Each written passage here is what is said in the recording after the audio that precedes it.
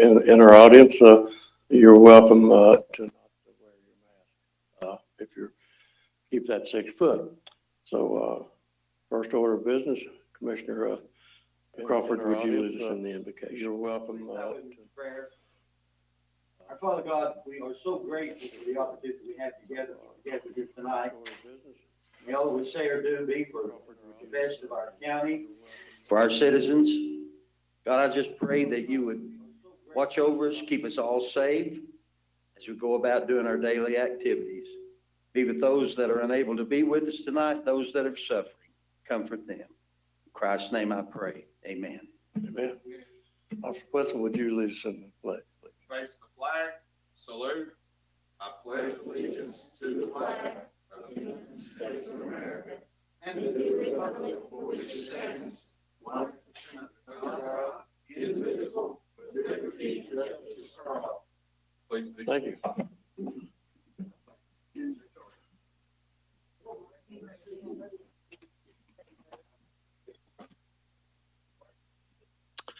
I need to make a brief announcement. I spoke with Jason Mumpire in the Comptroller's office today regarding how we vote.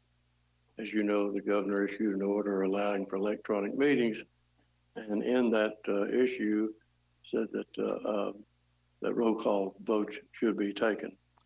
And talking with the Comptroller's office today, we determined that your voting on the board is a roll call vote. So we will be voting at your desk tonight as we have in the past. And the clerk will call the roll of those attending by GoToMeeting. And that way we'll have a complete record. So, and while I'm at it, I'd like to thank Chairman Pro Tem Gardner for sitting in for me last Thursday night. I was able to tune in on GoToMeeting, and it's an interesting thing if you hadn't done it. I wanted to see how we looked, and all of you look real nice. As a matter of fact, I think you look better on TV than you do on in person. So I love it. It does well, and I appreciate Bobby Runyon and his efforts in doing that. So at this time, we can open the board, and we'll have roll call. When the board opens, when Mr. Runyon opens it, we will record your presence as we normally do. Very good. Board's open. And we're flying a little bit by the seat of our pants tonight, so the clerk will call the roll of commissioners that are attending electronically, those that we can identify, and those that are attending electronically, I see Commissioner Calton up there, but if you're here, well, there's Commissioner Wood. So, Madam Clerk, would you call the roll of those attending electronically? Present.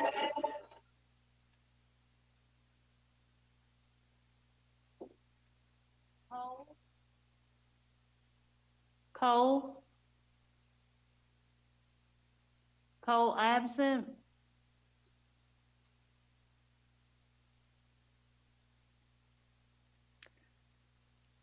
Hutton.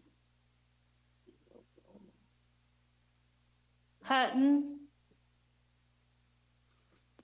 I saw Mark up there earlier. There he is. Okay. Leonard. Here. Woods. Here.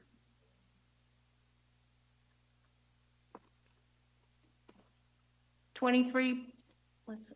23 present, 1 absent. Thank you, Madam Clerk. First time we've done that, and you did it perfectly.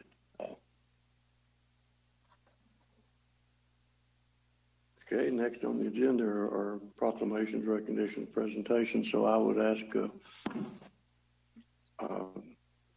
Commissioner Jones, Commissioner Stanley, and Commissioner Starnes to join me in the well, and ask Miss Kara Carter to join us at the microphone.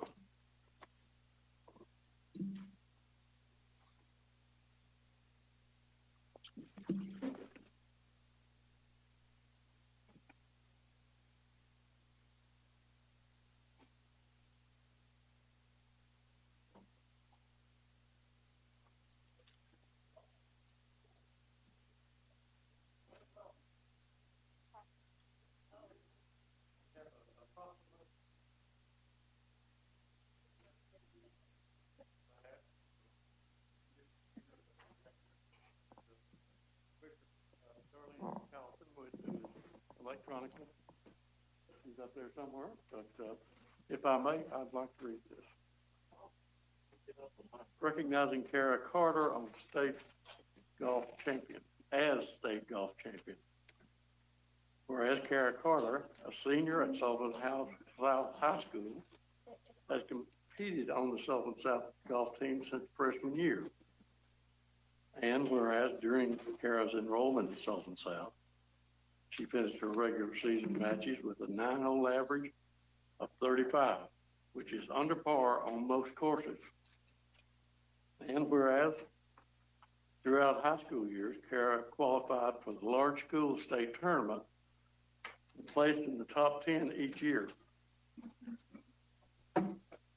Got to go. Well, we want to get the pictures. We want to prove this in 20 years, Kara.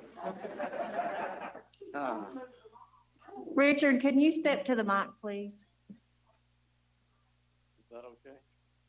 Okay. Whereas throughout high school years, Kara qualified for the large school state tournament and placed in the top 10 each year. Freshman year, she tied for 9th place. Sophomore year, she placed 10th. And junior year, she tied for 8th place. And whereas in 2018, Kara finished as a District 1 large school runner-up. And in 2019, held the title of district champion. In addition, she held the Region 1 large school runner-up in 2018, 2019, and Region 1 champion in 2020. Whereas Kara held the title of Big 11 Conference individual champion 3 times and led her team to the conference championship in 2019. She also finished the 2019 season by holding the title of Big 11 Golfer of the Year. And whereas on October 6th and 7th, 2020, Kara competed in the large school state championship at Willowbrook Golf Course in Manchester, Tennessee, where she finished her first round at even par, tied for 4th. On the second day of the tournament, she shot a 6 under 66, which was the 5th best round in state tournament history, finishing with a 2-day total of 138, which is the 4th best 2-day total in state tournament history. Therefore, Kara finished her 2 days at 6 under par to win the Girls State Golf Championship, making her the 2020 Large School State Champion. Now, therefore, be it proclaimed by myself and the Sullivan County Board of Commissioners that Kara Carter is hereby recognized and honored for becoming Sullivan South's 7th golfer to earn the title of state champion. Kara being the first since 1987. Now, therefore, be it further proclaimed that Sullivan County recognized the exemplary dedication and unwavering commitment that Kara has put forth in achieving her goals and honoring Sullivan South, and with her dedication. In witness whereof, I hereunto set my hand and cause the seal of Sullivan County, Tennessee, to be affixed this 19th day of November, 2020. Kara, congratulations. Those of us who are golfers understand exactly what you did.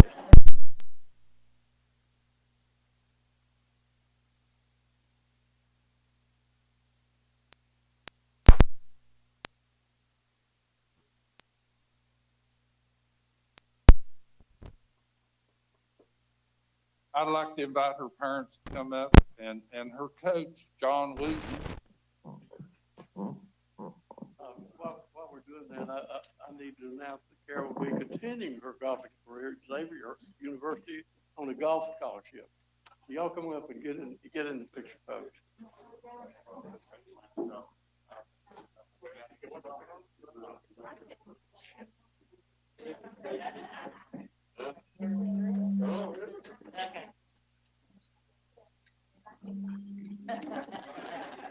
Sheriff, would you like to say anything? On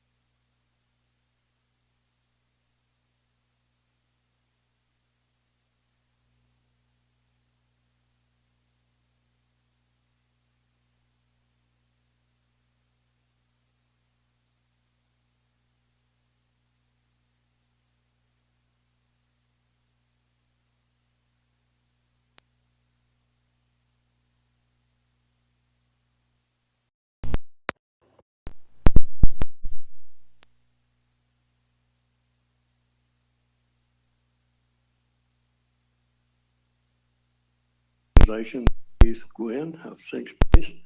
Heath, it's good to see you back, and we're anxious to hear what you have. And I believe Bobby's got a PowerPoint that he's going to put on the screen for you. So you're recognized. Clicker for the PowerPoint. It's available.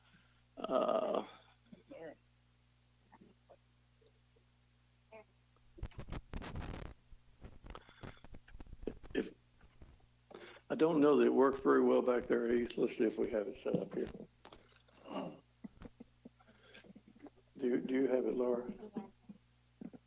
I said, Heath, just say next slide, and Bobby, sitting at his abode, will put up next slide. We can do it. Thank you all very much. It's great to be back here and to talk with you about the progress that we've made over the last year. I think it was a year ago this month that we first had this conversation with this body, and I'm happy to report some really good news. What we are talking about tonight is primarily entrepreneurship in Northeast Tennessee. And when I had came here a year ago, SyncSpace, the organization now that we're discussing, had just been selected as the state partner for Launch Tennessee, which is the entrepreneurship arm of the state of Tennessee government. And at the time, we had a proposition in which we could have funding if we could find a local matching partner up to $250,000 for 3 years. And thanks to you and your confidence in the program and trust in what we were doing, you were able to help bring the funding from our local government to match those dollars and then inject that into entrepreneurial community and development here in the region. Since then, I wanted to give you a full update of what we've been doing. I'll hit a few highlighted points, and then I'd love to answer any questions you may have. If you remember, SyncSpace was an organization that was started in Kingsport, but really we had our goal of how do we expand entrepreneurial opportunities throughout the region. We originally came into, thank you very much, the Mayor's Blue Ribbon Task Force as one of the conversation points in the entrepreneurial task force as being the most, we'll call it shovel-ready project. We were selected and endorsed by that group, and I felt very thankful for that. Kingsport was an early funding partner to get us started, and then this body came in and did the large match with the state, which we're very, very grateful for that participation. Our goal at the time was to launch the region's first accelerator program, which we have now done successfully, and I'll tell you a little bit more about that. But one thing that I feel very excited to tell you about is how much more has been brought into the organization and how much our area is being uplifted around the state on the way that we're approaching entrepreneurial development. We are also, just a couple of highlights from this year, that we were a partner in the Region Ahead initiative, and we helped bring funding and opportunity for small business as it relates to COVID, including raising significant funds that this body was a partner in that. And then we were also, we have created other partnerships around the region to help highlight businesses who are doing successful things for other small businesses and entrepreneurs as it relates to COVID. Next slide. As a refresh, before we got started last year, there was not a partner in this part of the state. The map we're looking at is the Launch Tennessee Network Partner Map for the state of Tennessee. We had our closest partner, our closest representation was in Knoxville.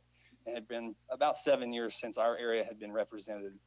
Since the partnership that was formed with Launch Tennessee, now SyncSpace is the official network partner for Northeast Tennessee, and that includes the upper 8 counties being headquartered here in Sullivan County. Next slide. So I want to share a little bit about the programs that we have and tell you the impact that we've been able to make throughout those programs. Go ahead to the next slide. The primary programs that we had was our 2 accelerator programs. So an accelerator, as a reminder, was how do we take companies that already have an existing technology or business that is growing and help them connect in our region? And what we define that by primarily is how do we help them find customers in our region? How do we help them hire in our region? Or how do we help them have research agreements with our local higher ed partners? We primarily focused on 2 levels of that.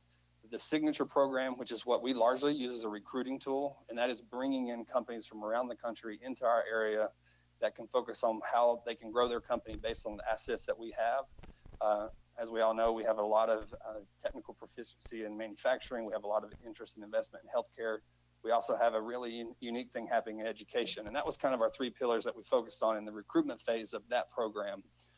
We had 20-some applicants to that program. We ended up selecting 4 for the first program as we went in. That was right around COVID was starting. So we wanted to focus on who we thought were the top tier of those applicants.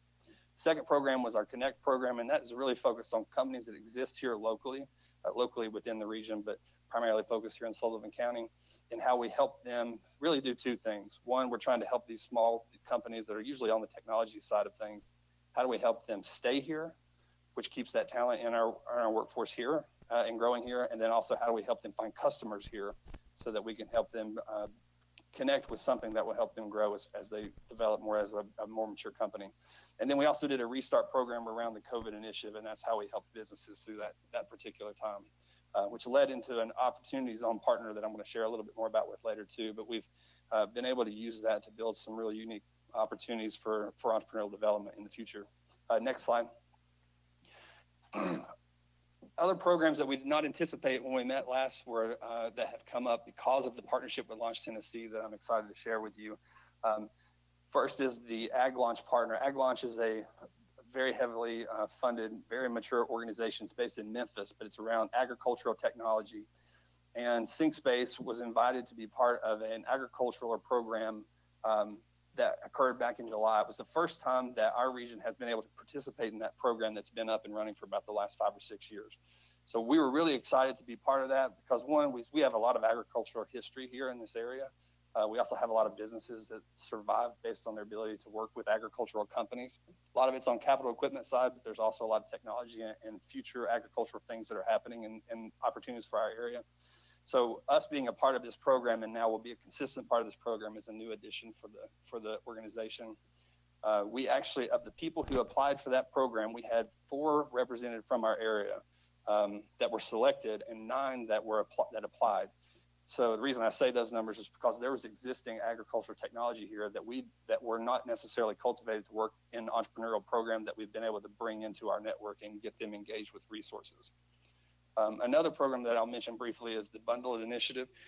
You'll hear a lot more about this in our future because it's become a really great partnership. But what this service does is it basically it's new funding outside of our funding that provides opportunities for really inspiring startup companies to connect with a mentor or a vendor based on what the next milestone may be. And the reason I highlight this is because we actually had a company that's based in Bristol and a service provider that was based in Kingsport become basically the poster child for this program across the state because of what the company was trying to do and what the service provider was offering and produced for the company. And it's given us a lot of opportunity for Northeast Tennessee to be elevated, even though we weren't on the map a year ago, to be elevated to a position in which we're having really equal conversations around the state and what we're doing and how it's working here. Next slide, please. I want to tell you a little bit about our signature accelerator, which again is the recruiting-based accelerator program that we're doing, and a couple of companies I'm going to highlight tonight to share with you. One company is a company based in Knoxville called Cardian. It's a young female entrepreneur who's developed technology that's artificial intelligence that reads echocardiogram data at a more accurate and more quick reading than the normal process.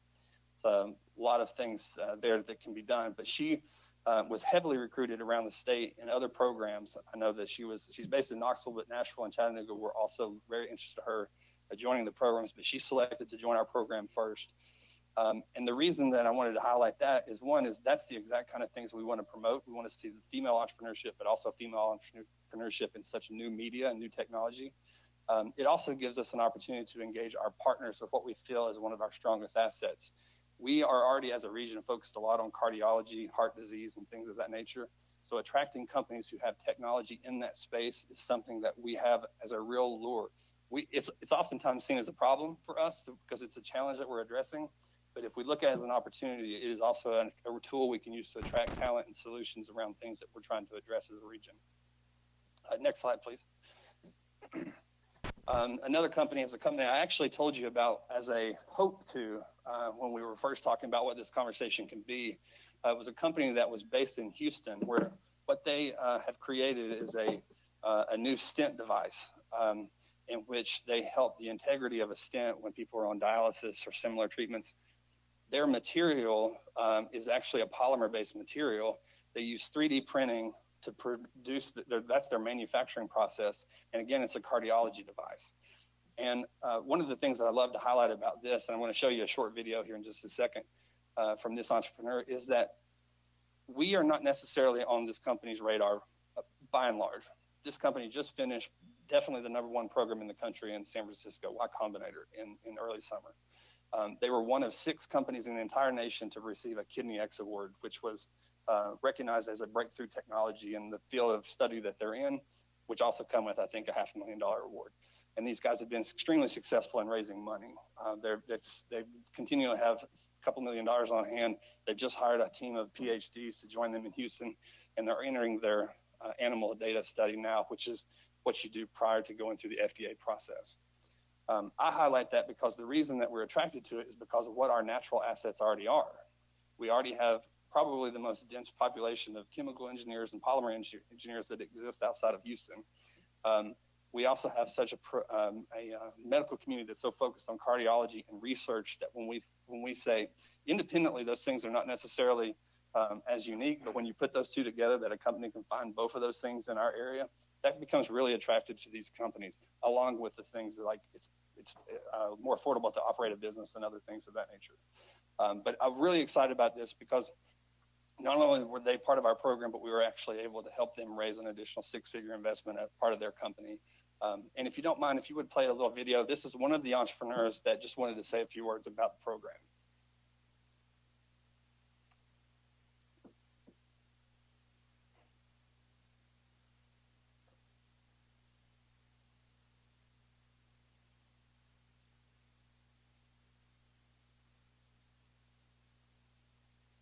Hi, my name is Jeff Lux. I'm co-founder and chief operating officer of VenoStent.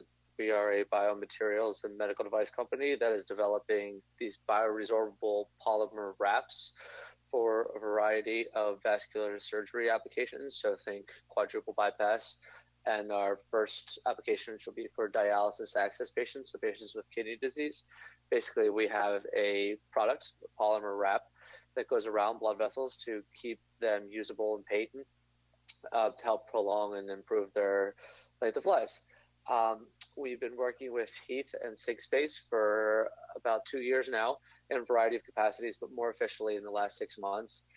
They were super helpful in helping us open and close our last round prior to getting into Y Combinator, which we just participated in this summer. They've been super helpful in, Heath in particular has been super helpful in working with potential clinical collaborators, inclusive of Ballad Health, and potential manufacturing collaborators such as Eastman Chemicals, to fabulous partners that could help us in a variety of different ways through the entire course of the lifetime of our company.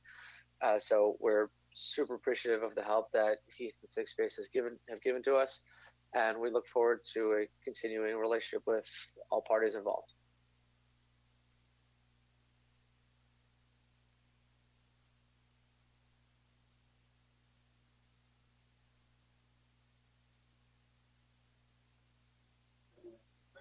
What we can be attracted to, because not only is the program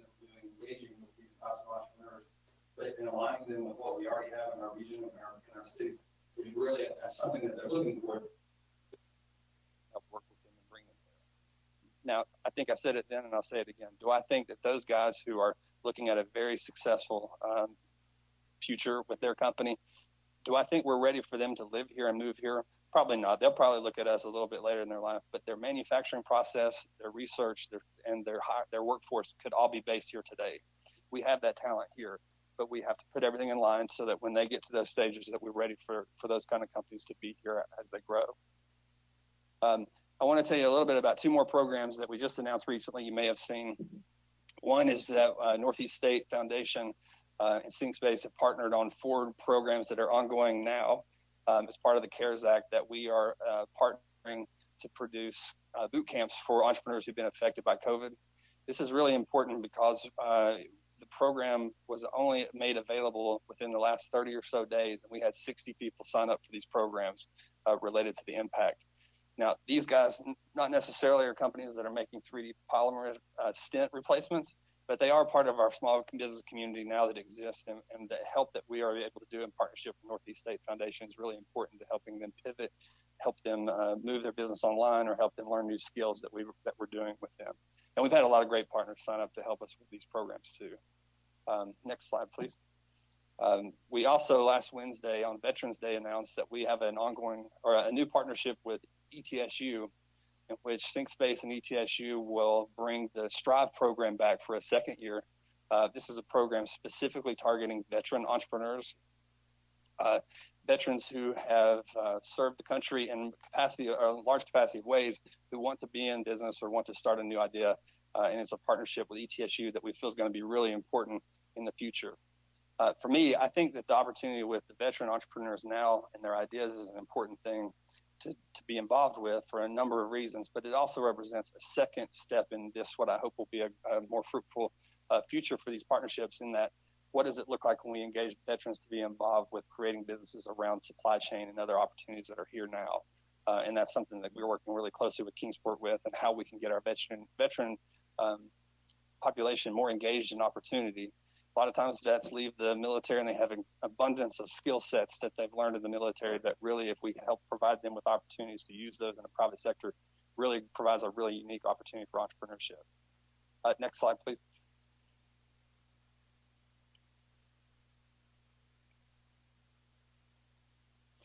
Here's an overview snapshot, and I'll make this presentation available to anyone who wants to look at it a little more closely. But over the last 12 months, even during COVID, we have had 124 companies participate in a program that we have been undergoing as an organization.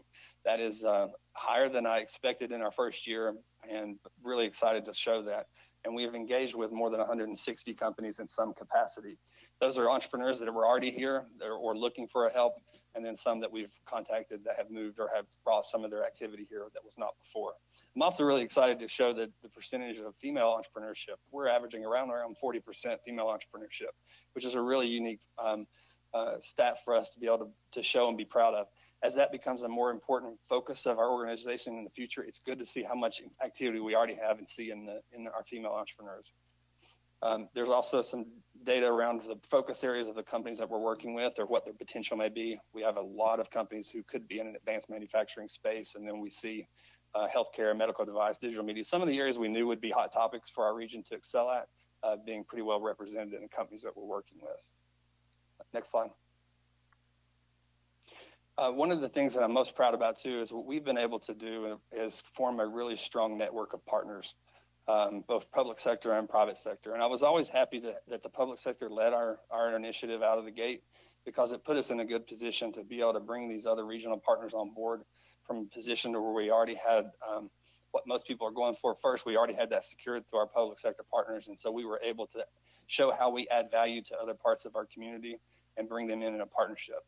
And for me, what a partnership represents is if I bring an entrepreneur into the region, or someone who's here looking for a partner at a potential customer, or someone who can offer them mentorship, that we have a large and growing regional partner list of people ready to help. Next slide. So what does the future look like of the organization? With or without COVID, I think we've got a lot of great things that are on the horizon.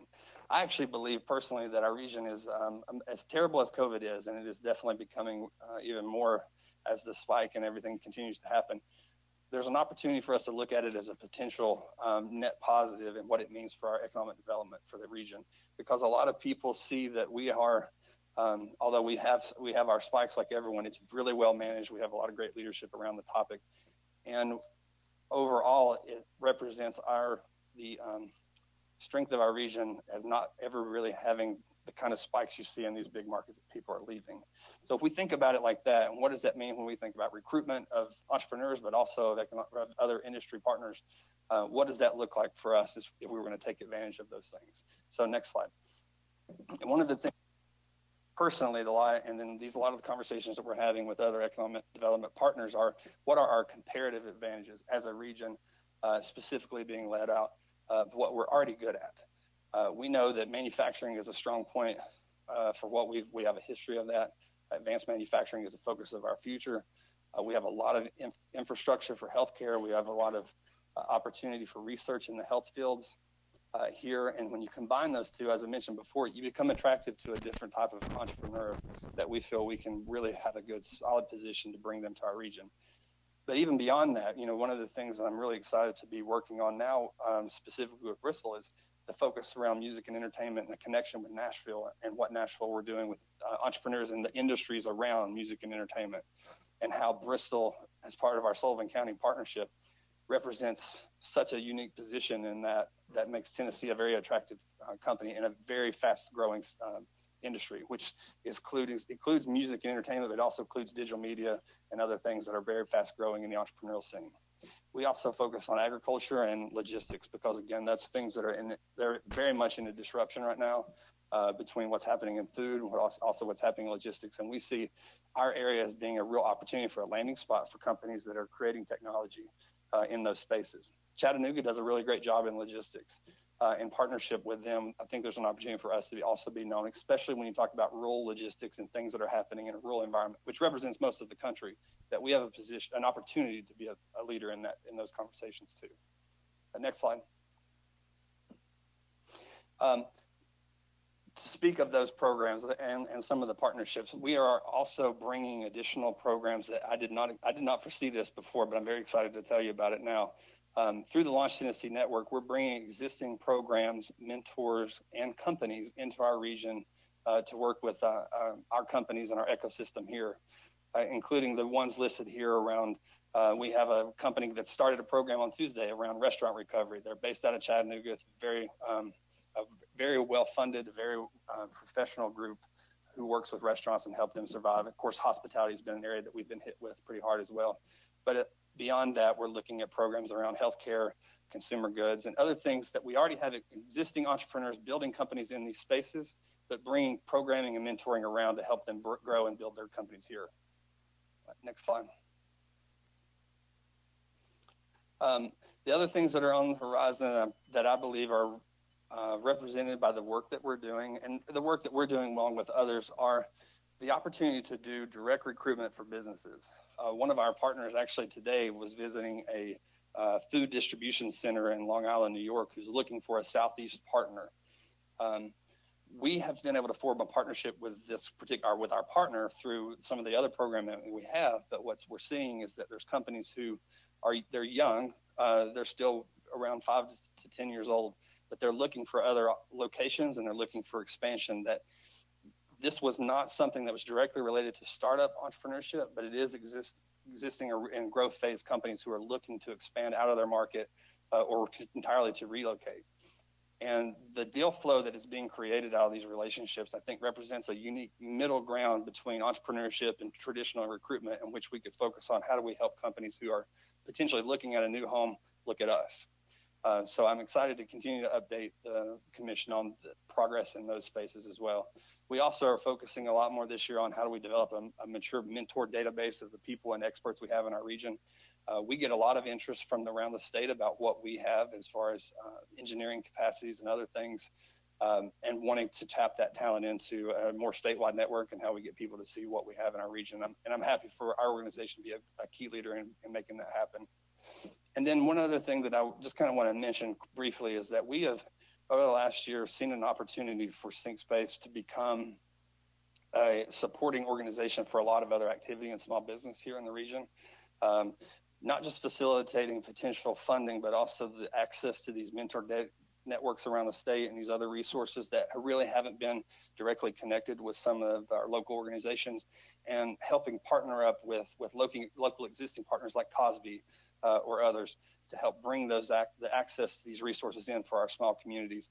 So I feel like the access to the resources is one of the most important things that we've seen happen. And even with COVID, it maybe even because of COVID, it's been accelerated into the access to those points. So we are ending the year here in 2020 feeling really optimistic about the potential and really in a strong position across the state. And I appreciate your all support from this and helping us get started. And I think it looks bright for us in the future.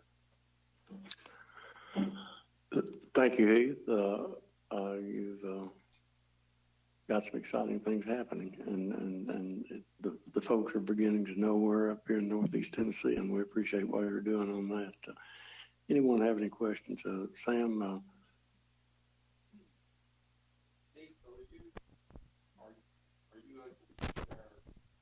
Two of the signature companies with us. Are you able to share the other two and the ag companies, those four? Yeah. The other two companies that were selected in the signature program, one was an organization based in Blacksburg, Virginia, called Hope to Walk. And what they do, I think maybe I've mentioned this one before. They've built a prosthetic leg for primarily used in third world countries. They use medical hospitals, mostly faith-based hospitals, to be a distribution center. And they were brought to us actually by the healthcare system to talk about how does it look like to commercialize that product for U.S. market and other commercial opportunities. And what we have been working with them, we primarily thought that we had an opportunity to connect them with ETSU and Eastman around the polymer that would be used in the product. And that's still something that we work with. And the process behind that, RCAM has been key in that conversation. But also we've been able to back up even further into the organization and help them from a strategic standpoint to think about what does it look like to really scale to a commercial, from a nonprofit to commercial. So that's been an engaging one. The fourth company is, the company's name is Incredimed, and it's Incredimed, and it is a technology that what they had to start was a platform based in, that was HIPAA compliant, which means its health records are protected. It's also partners with Epic, which is the healthcare system, electronic healthcare records, and it was compatible with all phones and other devices.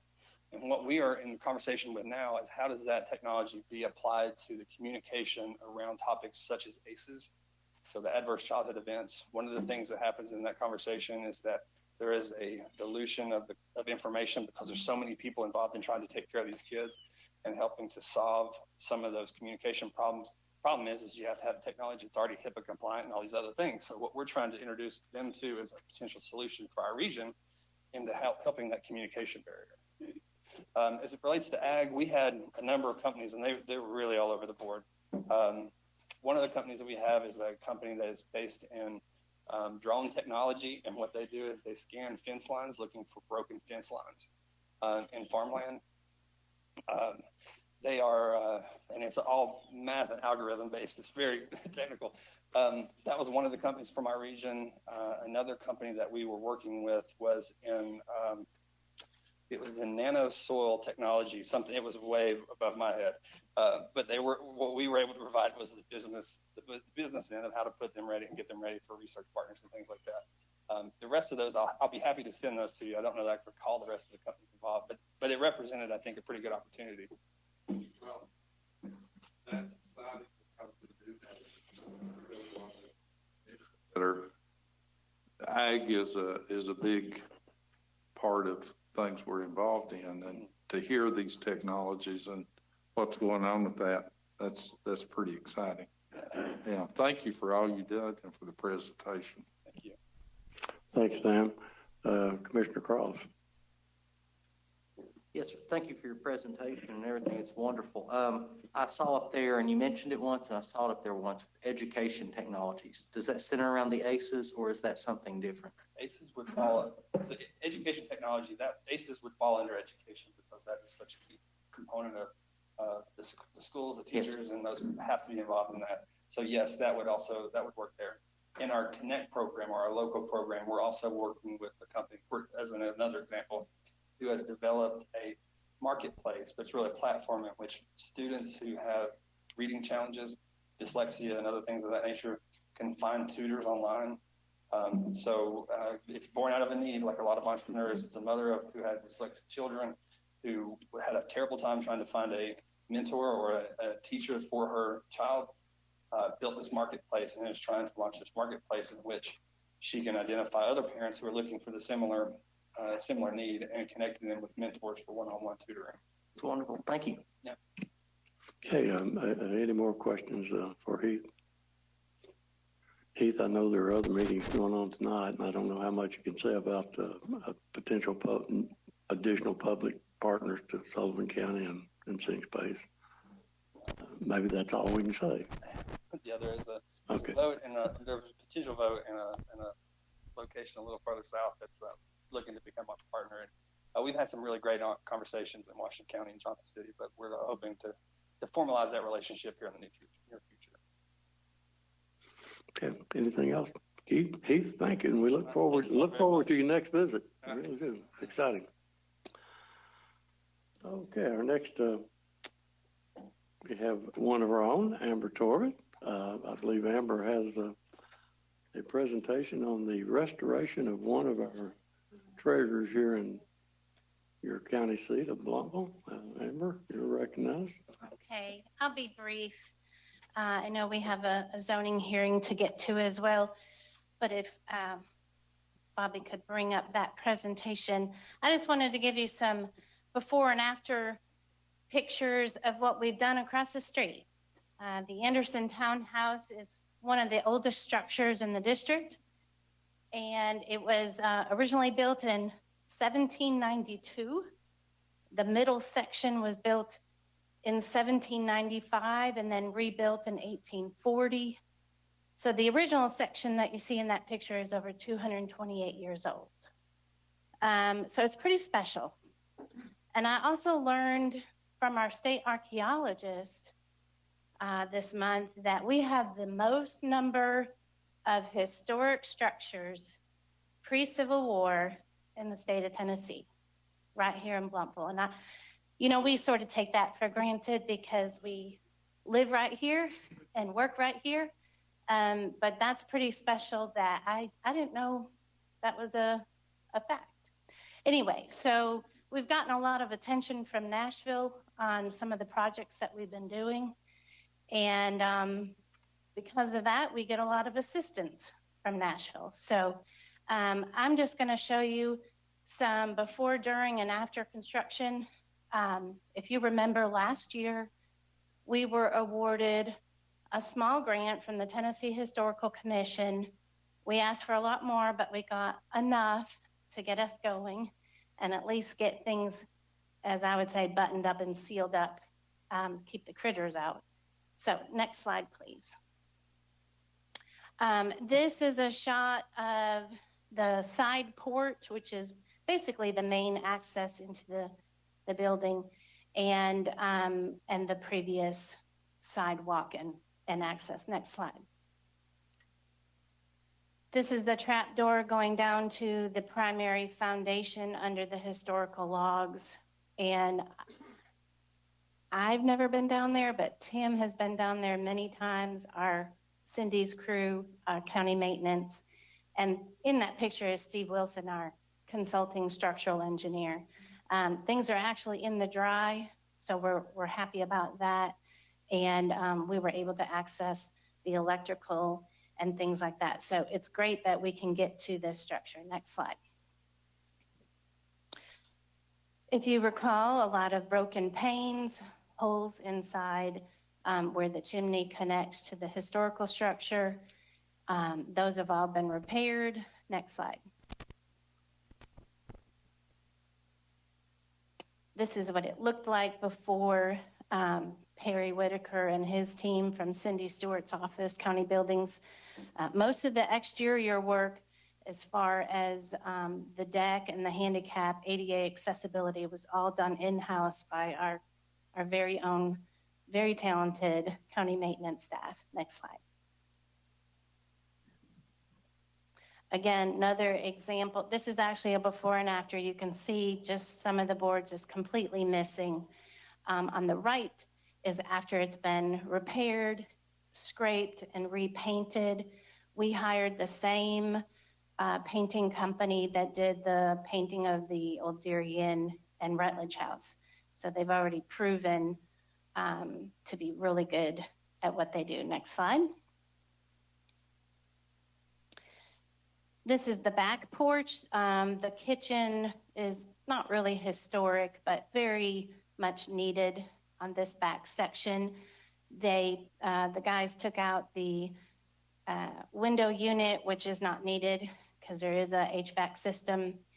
They were actually able to find the original window that we had stored in the Old Deary Inn basement, and so they replaced it with the 2/2 historic window. And so we were thrilled about that. There's all sorts of things stored in these historic structures that we can reuse. Next slide.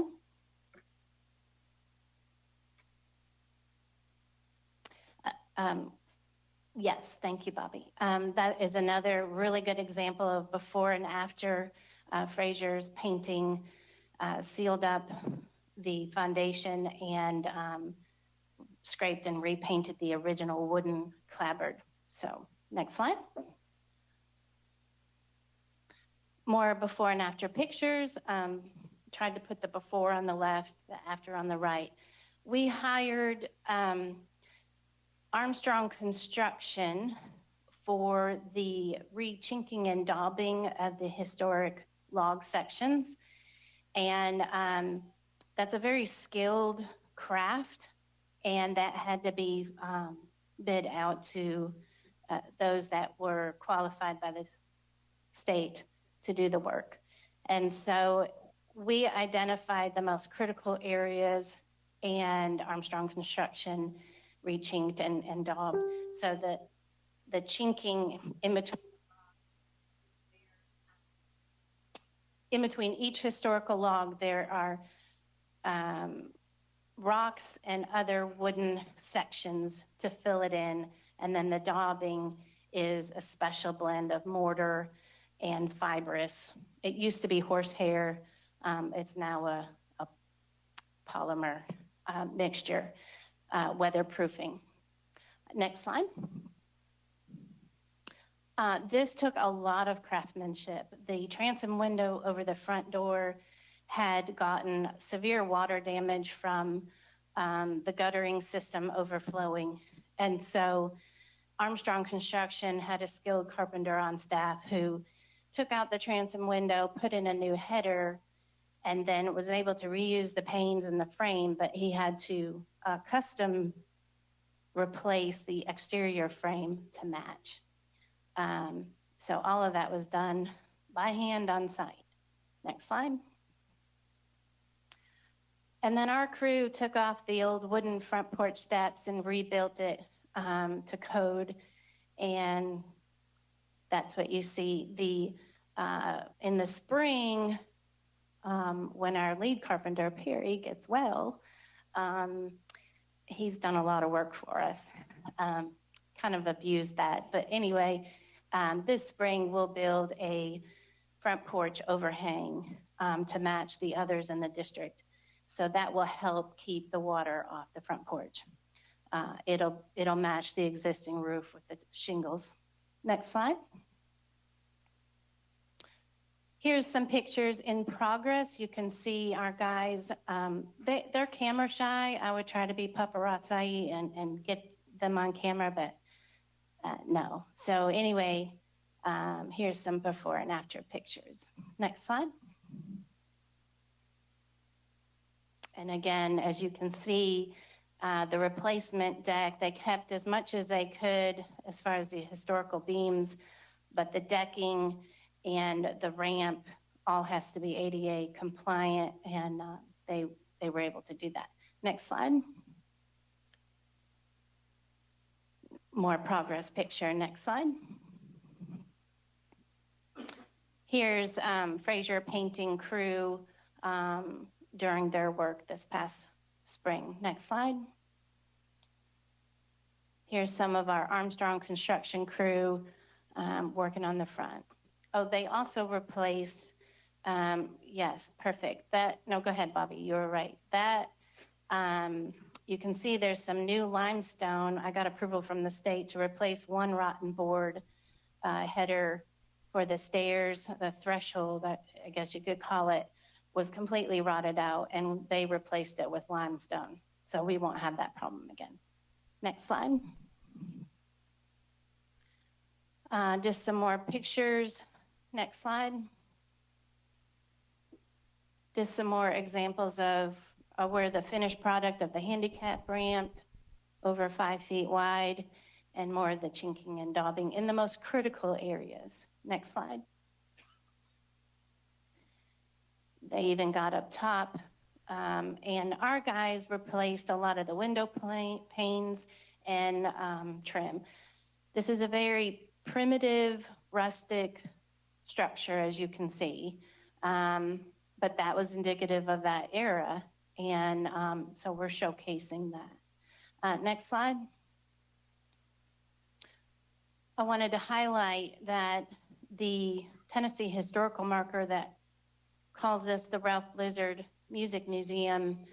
This Tennessee historical marker is actually on the other side of the road, and we hope to move it with permission from the Presbyterian Church to use a little bit of their land to put this sign. But we hope to relocate this sign so it's actually adjacent to the Anderson Townhouse because it's on the wrong side of the road. But it's important to note that this space will be used as the Ralph Blizzard Memorial Music Museum. So that is something unique to Blountville.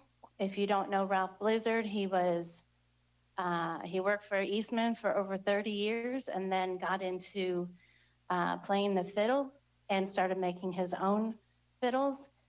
He became famous in Tennessee for his fiddle playing at the Ryman, and played with all sorts of other famous Tennessee players. He is at our Bristol Country Music Hall of Fame, but he's from Blountville. He literally grew up just up the road. And so we're celebrating him, and that will give this building a unique purpose. The interior is being turned into an actual museum for his legacy. The Blizzard family donated all of his instruments, his tools, his workshop, his memorabilia, his newspaper clippings, plaques, awards, even soundtracks will be live streamed, and they are staging the interior as a museum. So obviously it's not open to the public yet, but I've gotten to see all of the exhibits, and it will be really, really fantastic. The state library curator, Tennessee State Library, their museum curators called me about a different project, and I mentioned this to them, and they want to come up and help out. They're very, very excited that we're doing this. Next slide. I didn't take a lot of pictures of the cleaning and the restoration on the inside. Our volunteers with the Sullivan County Historic Preservation Association, who have been charged with creating the museum, they have been working on cleaning and polishing and staining the interior. It was covered in a kind of a moldy grime, nothing that you would really want to bump up to. So it's all very shiny inside now, and they paid for improvements to the wiring that had been eaten by some mice, and so it's all code now in the front in order to support the security system that they have paid for, spotlighting, and the networking and Wi-Fi in order to stream the exhibits as well as the music online. You also know that this is the home of the TAMHA group, our Traditional Appalachian Music Heritage Alliance. That group, prior to COVID, had been picking there, playing every Friday night, having jam sessions, very popular. And so they'll be back. It's still a place for them in the center room, what I call the dining area, but the center room. And the front will be the music museum, and the center will be a place for them to continue to play. Next slide. I just took this picture. I like to take pictures of it, but I thought this was a good one showing the final restoration. Now, this is just phase one. The state wants us to continue to apply for these grants. It's a 60-40 match. However, our maintenance money that is dedicated for historic preservation and our own county labor, all of the work that Cindy's staff did, we got to count at their real pay level. So we didn't know we could use their pay as a match. So we were able to leverage a lot more state funding by using our own guys. Next slide. And these are some of the markers already on the building. As you know, it's on the Tennessee Heritage Trail. It is also on the National Register of Historic Places. That was put on the National Register in 1972, and also in our historic district. Next slide. Some more pictures inside, all shiny and new. Next slide. Here's some of the staging of exhibits so far. There's so much to sort out, but it'll be more of an interactive music museum. Next slide. Those are some of the beginnings and makings of some of the violins that Mr. Blizzard was crafting. Next slide. Oh, some exhibits, pictures of the Wi-Fi, the network, the new wiring to make it safe and secure. Next slide. Some more of, there's a picture of Mr. Blizzard and some of the exhibits that were donated by his family. Next slide. So that's it.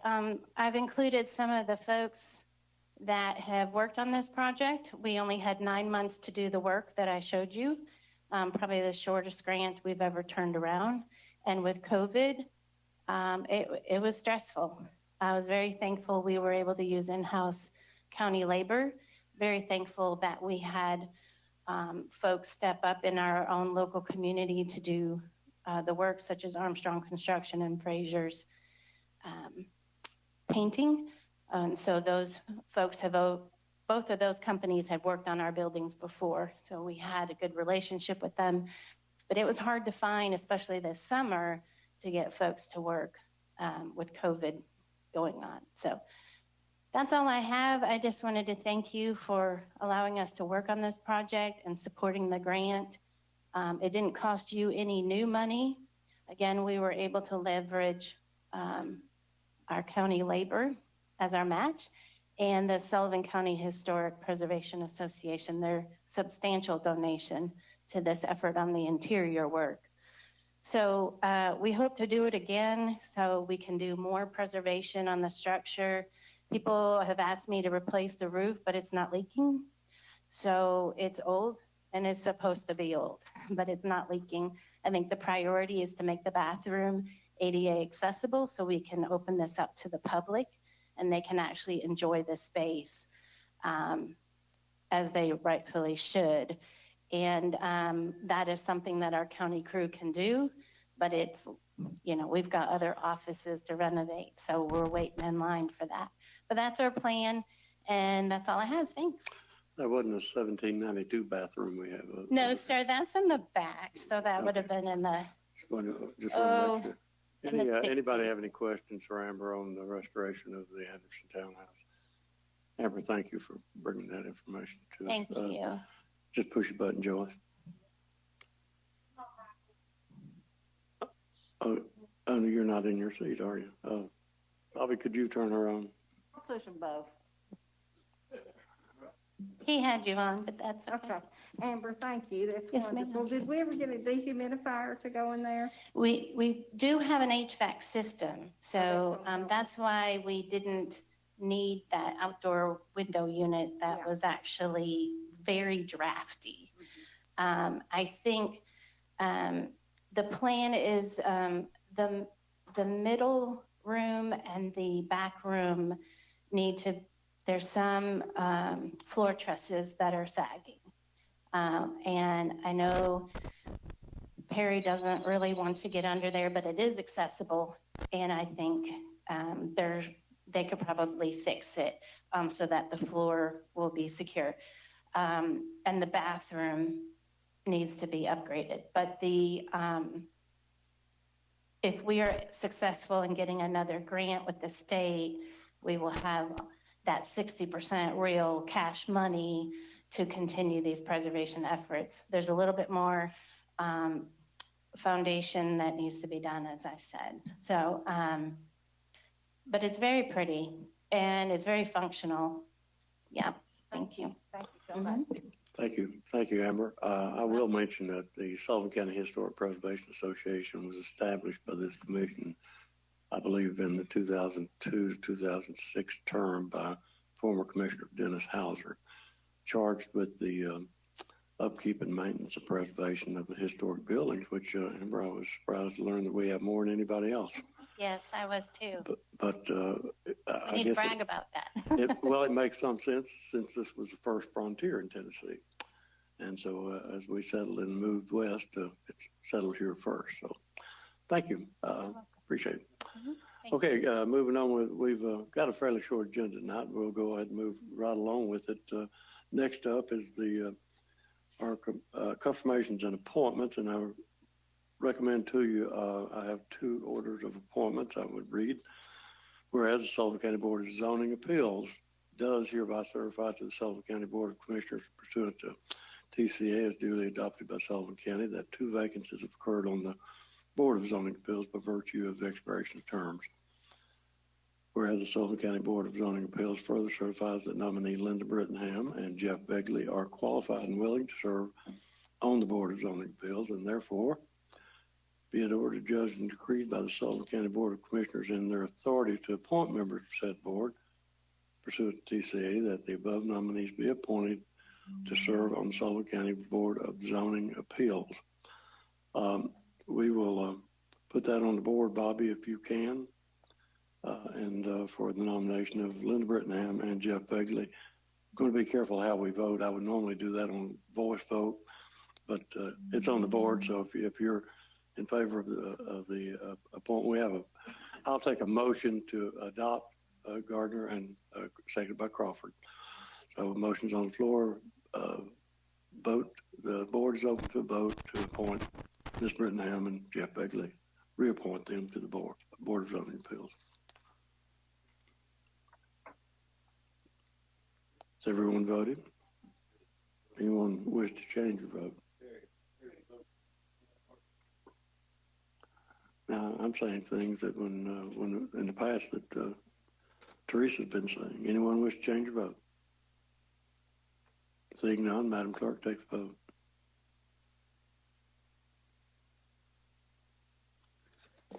Calton? Yes. Cole? Absent.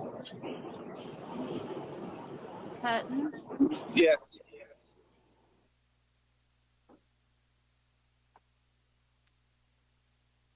Leonard? Yes.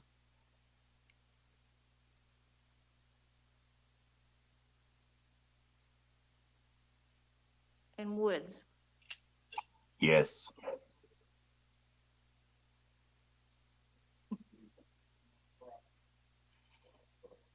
$23 yes, 1 absent. I received this vote. The motion is adopted. The next appointment is the order of appointing board members to the Sullivan County Regional Planning Commission. And the Regional Planning Commission certifies that the nominee, Linda Brittenham, is qualified and willing to serve. And now be it ordered, judged and decreed by Sullivan County Mayor Richard Venables' appointment of the mayor and his authority to appoint members of said Regional Planning Commission pursuant to TCA code that nominee Linda Brittenham be reappointed to serve on Sullivan County Regional Planning Commission. That's the appointment of the mayor. So I do that. And the next appointment is to the Sullivan County Regional Historic Zoning Commission. And Amber works with the Zoning Commission to oversee those historic buildings we just heard about.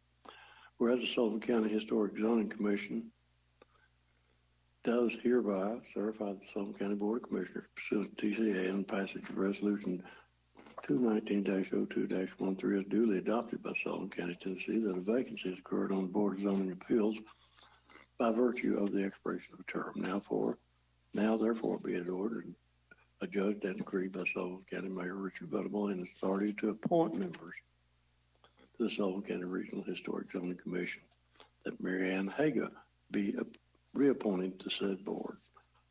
And with that action, Ms. Haga is appointed to the Sullivan County Regional Zoning Commission. And that completes the confirmations and appointments. And the next order of business is the approval of the county commission meetings from the previous meeting, minutes rather from previous meeting. Have a motion to adopt from Commissioner, I started to say Congressman Larry, Commissioner Larry Crawford, seconded by Commissioner Gardner.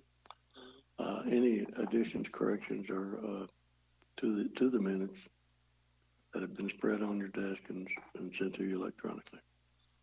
Seeing none, we're ready to vote on the motion to adopt the minutes. When the board opens, please cast your vote on the motion.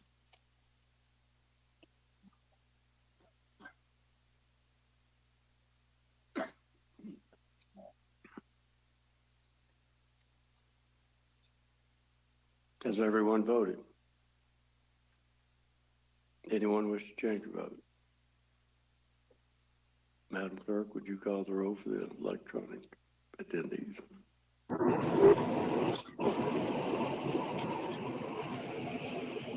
Calhoun? Yes. Cole, absent. Hutton? Yes. Leonard? Yes. Woods? Yes. 23 yes, 1 I absent. received necessary majority of the motion is adopted. I would mention that those attending electronically, if you have significant background noise that we hear when your mic is turned on, help us out by turning down any devices that you might have on, and possibly one of them sounded like you might be in a car, and I know you can control that, so that's fine. Okay, the next item up is the appointment of notary publics. We will ask Madam Clerk to read the list of applications for notary publics for Sullivan County. Ray Adams, Sarah D. Arguelles, Tina B. Bement, Allison Rose Blackwell, Ruby Whitley Blevins, Christina Blue, Wendy L. Bowery, Dominique A. Brown, Jennifer C. Burke, Ginger L. Davis, Frank Joseph Del Preet, Meredith H. Denobraga. Thank you. Patricia K. Dillman, Jenna E. Hedrick, Hannah Hill, Penny S. Hawley, Phil Hoskins, Angela Huskins, Letty T. Jackson, Elizabeth Johnson, Michael Killebrew, Sean Ligon, Darcy L. Lucchini, Tyler Dane Malone, Danielle Mayers, Jesse W. McMurray, Christine McRae, Linda K. Miller, Megan Carey Monroe, Amber Leanne Morris, Chrissy Leanne Nixon, Alex T. O'Neill, Ashley Ruth Overbeck, Catherine Ruth Peak, Sandy K. Porter, Karen Annette Redmond, Pamela Rehart, Lisa Ann Rice, Bonnie Reisner Roman Zook, Jeremy C. Salyer, Susan L. Salyer, Cindy Stokes Scott, Randy Searcy, Savannah Smith, Melanie A. Smith, Howard Allen Spurgeon, Diane Osborne Stavus, Shanna L. Stokes, Nikki J. Taylor, Donna L. Tucker, C. Edwin Williams. A familiar name. You've heard the list. Any objection to anyone that you have heard who has applied to be a notary public in Sullivan County? We have a motion by Commissioner Harker Rhodes, seconded by Commissioner Akert. Any discussion? Seeing none, when the board opens, cast your vote on the approval of the notary public for Sullivan County.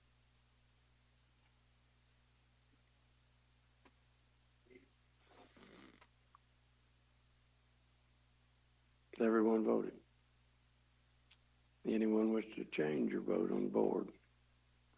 Seeing none, Madam Clerk, would you call the roll for those attending electronically?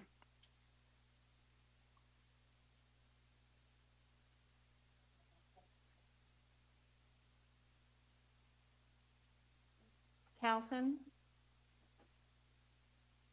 Yes.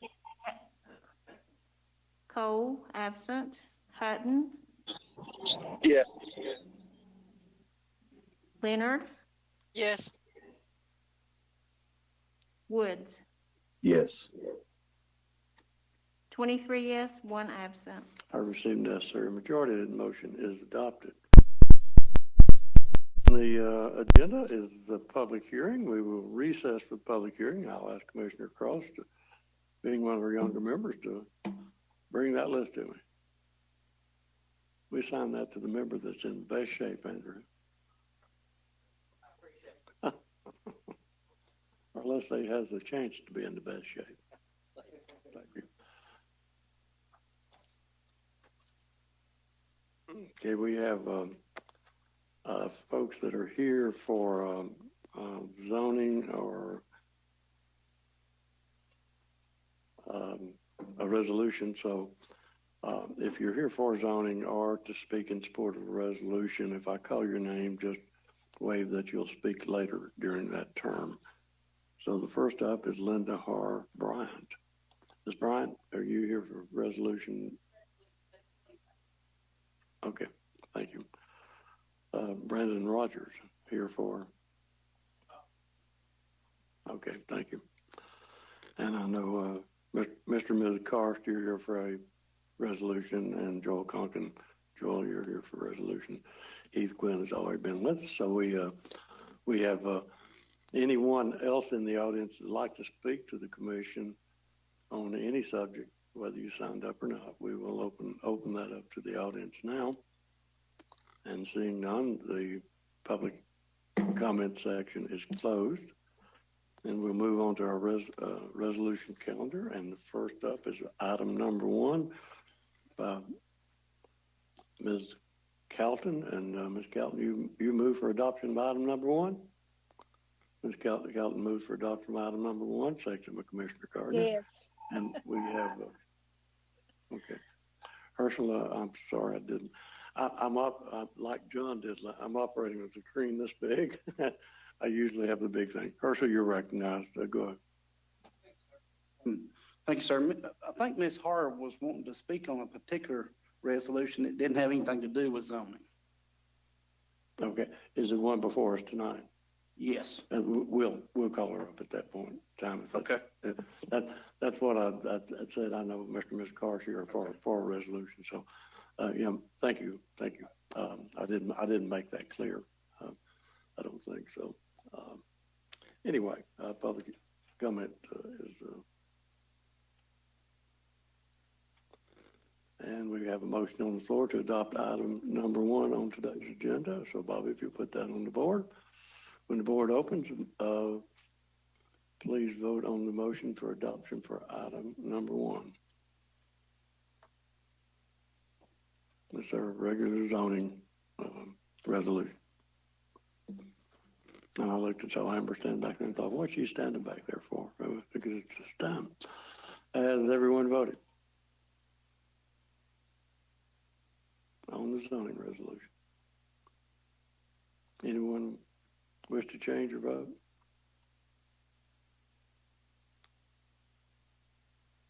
Madam Clerk, would you take the vote of those attending electronically? Calton, Yes. Cole, absent. Hutton, Yes. Leonard, Yes. Woods. Yes. 23 yes, 1 absent. Item number 1 is adopted, and we will go into our zoning and planning and zoning session and recognize Ms. Torbert and well on the first application. Okay, we only have one request to present to you tonight. It went before our Sullivan County Planning Commission. In your zoning packet, this request is from Mr. Randy Denton at 315 South Hollow Road in Blumpville. It is in our planned growth area of the county, served by Bristol. It's in Bristol's utility district. However, the water line stops short of his property, and the remainder are served by well. His request is to rezone his property from R1 to A1. R1 is single family residential, low density, traditional subdivision, and A1 is our low density agricultural residential zoning district. Mr. Denton is here patiently waiting, and I apologize. His request to rezone to A1 is so that he can build a larger storage building for his property. In your packet, you'll have the tax map. He's got several acres, about 3.21 acres. He has other outbuildings, but in the R1 zoning district, which is our most restrictive zoning district, he would be limited to square footage. Because of the land that he has, the rural nature, and he's surrounded by residential zoning districts, it seems appropriate to zone him back to A1. So he's here if you have any other questions for him, but basically we obviously are in support of this, and the Planning Commission unanimously forwards a favorable recommendation to you all. You can see from the pictures it's very rural. I'm not sure why it was zoned R1 other than it's beautiful land. It could be subdivisions in the future, but without the public infrastructure, it's remained rural. So we're supporting his request to zone it back to A1, and there's no opposition. So. Anyone have questions for Ms. Torbert or Mr. Denton? Look at my little screen. I don't see anybody. So it appears we're ready to vote. This comes to you with a recommendation from the commission. Don't need a resolution. Don't need a motion. So on application number 1, we're ready to vote. Bobby, when the board opens, would you cast your vote for or against application number 1?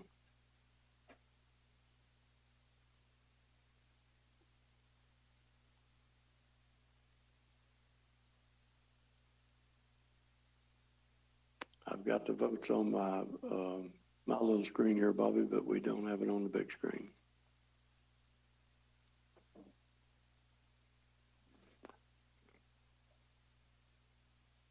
Has everyone voted?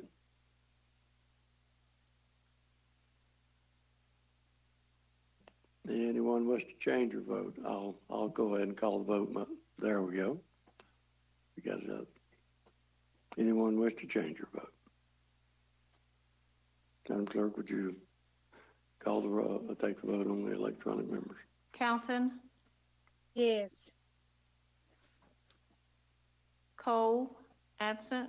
Hutton, Yes. Leonard, Yes. Woods. Yes. 23 yes, 1 absent. I received necessary majority. is adopted. And members, that completes our business. Thank you for being so efficient. Moving on to the next item on our agenda is the consent agenda, which you approved on Thursday last, items number 2 and items number 4.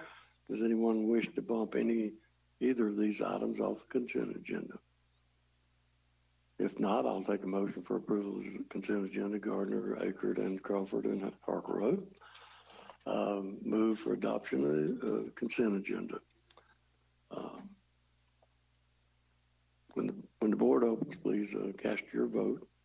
Consent agenda must pass unanimously of those voting. Has everyone voted? Anyone wish to change your vote? Madam Clerk, would you take the vote of those attending electronically? Calton, Yes.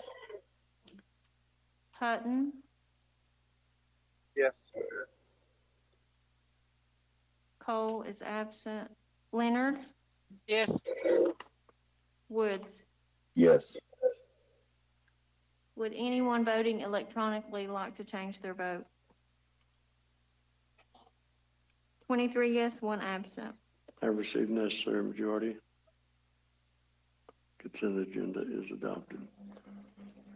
Moving on next to old business, we have none. You completed your work last month very efficiently, so we'll move on to new business. And first up under new business is item number 3. Commissioner Stanley, you're recognized on item number 3.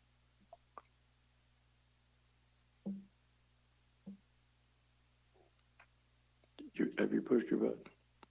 Bobby, would you go ahead and click her on? I don't seem to be able to do that up here. There we go. Thank you, Chairman. This resolution is to urge the General Assembly to enact a private act for Sullivan County to levy on hotel occupancy tax. And this is on first reading. Thank you, Commissioner Stanley. Commissioner Vance, you have a question. Yes, Mr. Chairman. I know there's been some discussion on this resolution. I know it's in the early stages. I've received some phone calls from some of the campgrounds around the racetrack. And I understand that there's a public chapter 787 that was created stating starting January 1 of 2021 that anyone that rents for short-term rental marketplace to collect an occupancy tax if the county government has imposed a hotel motel tax. But one of the questions I have, I think that I'd like to ask the sponsor of this resolution is to clarify in the language of this public chapter and also in this resolution, does campers fall into that category? Because everything that I read, it's referring to cabins, hotel, motels, rentals. Nothing in there it says about a lot or a space being rented for a camper. And it came out in the newspaper that it was referring to campers too. Mr. Gaines, that owns the campground at the racetrack, contacted me this morning. Also, Mr. Danny Gentry. Mr. Rogers is here that owns the campground across from the racetrack. Mr. Stan Lady talked to me about it today. So I think before we get the community upset upon passage, we need a clarification. Does campers really fall within the law to be included into a hotel motel tax by this resolution? Because I can't find any language in this public chapter that where it even identifies a camper. And so if you read the law, it says clearly an occupancy of hotels, motels, cabins, bed and breakfasts, Airbed, which is Airbnb, is a rental organization online that people does it, bed and breakfasts. So I think there's a lot of miscommunication out here in the public regarding to this resolution, and I'd like to get some clarification in the final draft so that people will know what we're voting for. Thank you. Mr. Vance, I'm going to, if I can, assist with Sure. with permission of Commissioner Stanley.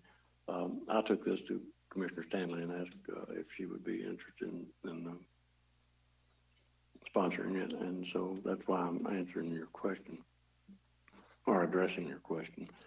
This has yet to have legs. This resolution is just for the consideration of a private act to establish that. There are many, many questions to be answered. That's why it's on first reading. That's why the sponsor put it on first reading tonight. As to what it will apply to, it doesn't apply to anything yet because there's no proposal with the resolution for a private act. I believe the only attachment is the current hotel motel. There's a question as to whether the county can adopt a hotel motel tax. So it has been done in Tennessee, but this resolution is not near ready to be handled by the commission. And I understand what you're saying. The community might be upset over hearing that the commission is looking at this. So I would urge everyone to wait until the details are worked out, and even the fact that whether Sullivan County can adopt.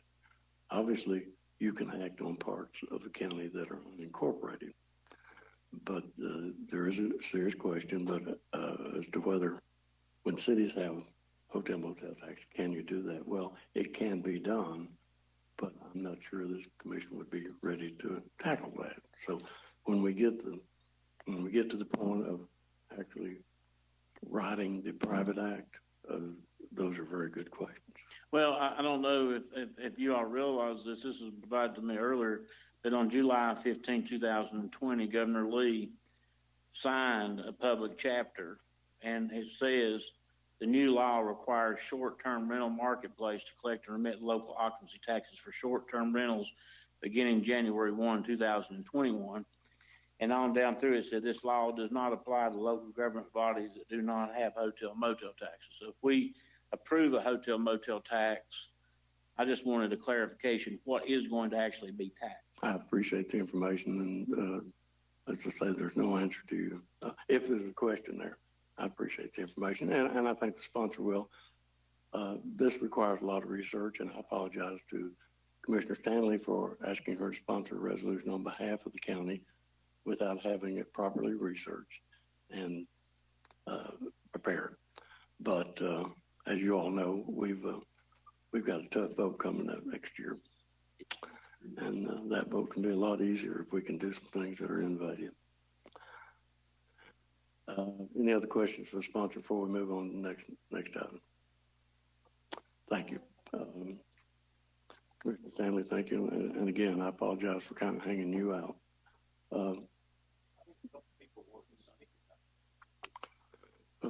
Okay, now I got Herschel up here. It's up here, Herschel. Go ahead. Bobby, would you, there you go.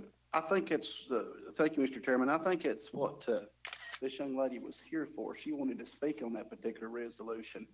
And I appreciate if you would recognize. Oh, I'll be happy to recognize you. We'll go in recess for public comment on the resolution. Having heard the explanation I just gave, you're welcome to come to the well.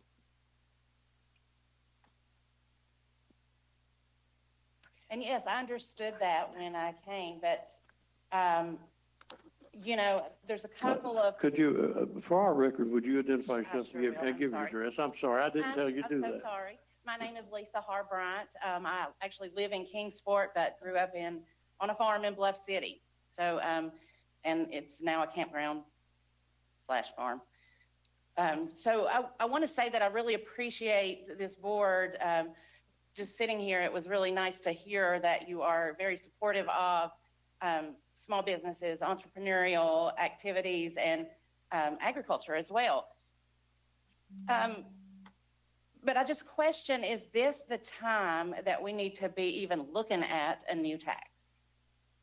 And I realize it's something that is obviously going to be way down the road. But I mean, we're living in difficult times. And I have a little problem with the way that this resolution is even written, because it says the need for new revenue sources is great, okay? Whereas no additional burden needs to be placed on the property owners of our county. That is very misleading. You have small businesses who you're going to be adding another substantial tax to. I mean, the city of Bristol levied the hotel motel tax, annexed most of the campgrounds that they could get that revenue from them. And in the state code, it includes a hotel means any structure or space or any portion thereof that is occupied or intended or designed for occupancy by transients for dwelling, lodging, or sleeping purposes, and includes any hotel, inn, tourist camp, tourist court, tourist cabin, motel, or any place in which rooms, lodgings, or accommodations are furnished to transients for consideration. And transients are people who stay less than 30 days. So campgrounds do fall under that. So I urge you to think twice about this. I think if anything that we've learned through this pandemic is our need for community, our need to support our small businesses and our neighbors, and to come together and support each other for the common good. And I don't think this is the way to do it. And I really thank you for your time. Thank you for coming up, and I'm glad Herschel, thank you for calling to. Thank you, Ms. Howard. Appreciate it. Herschel, you're recognized. No. Thank you, sir. She hit on something there that kind of answered a question for me. Since Bristol annexed parts of those campgrounds, you guys are already paying that hotel motel tax on the campground, correct? City of Bristol. Okay. So it's already been, how many years has that been enacted on you guys? 13.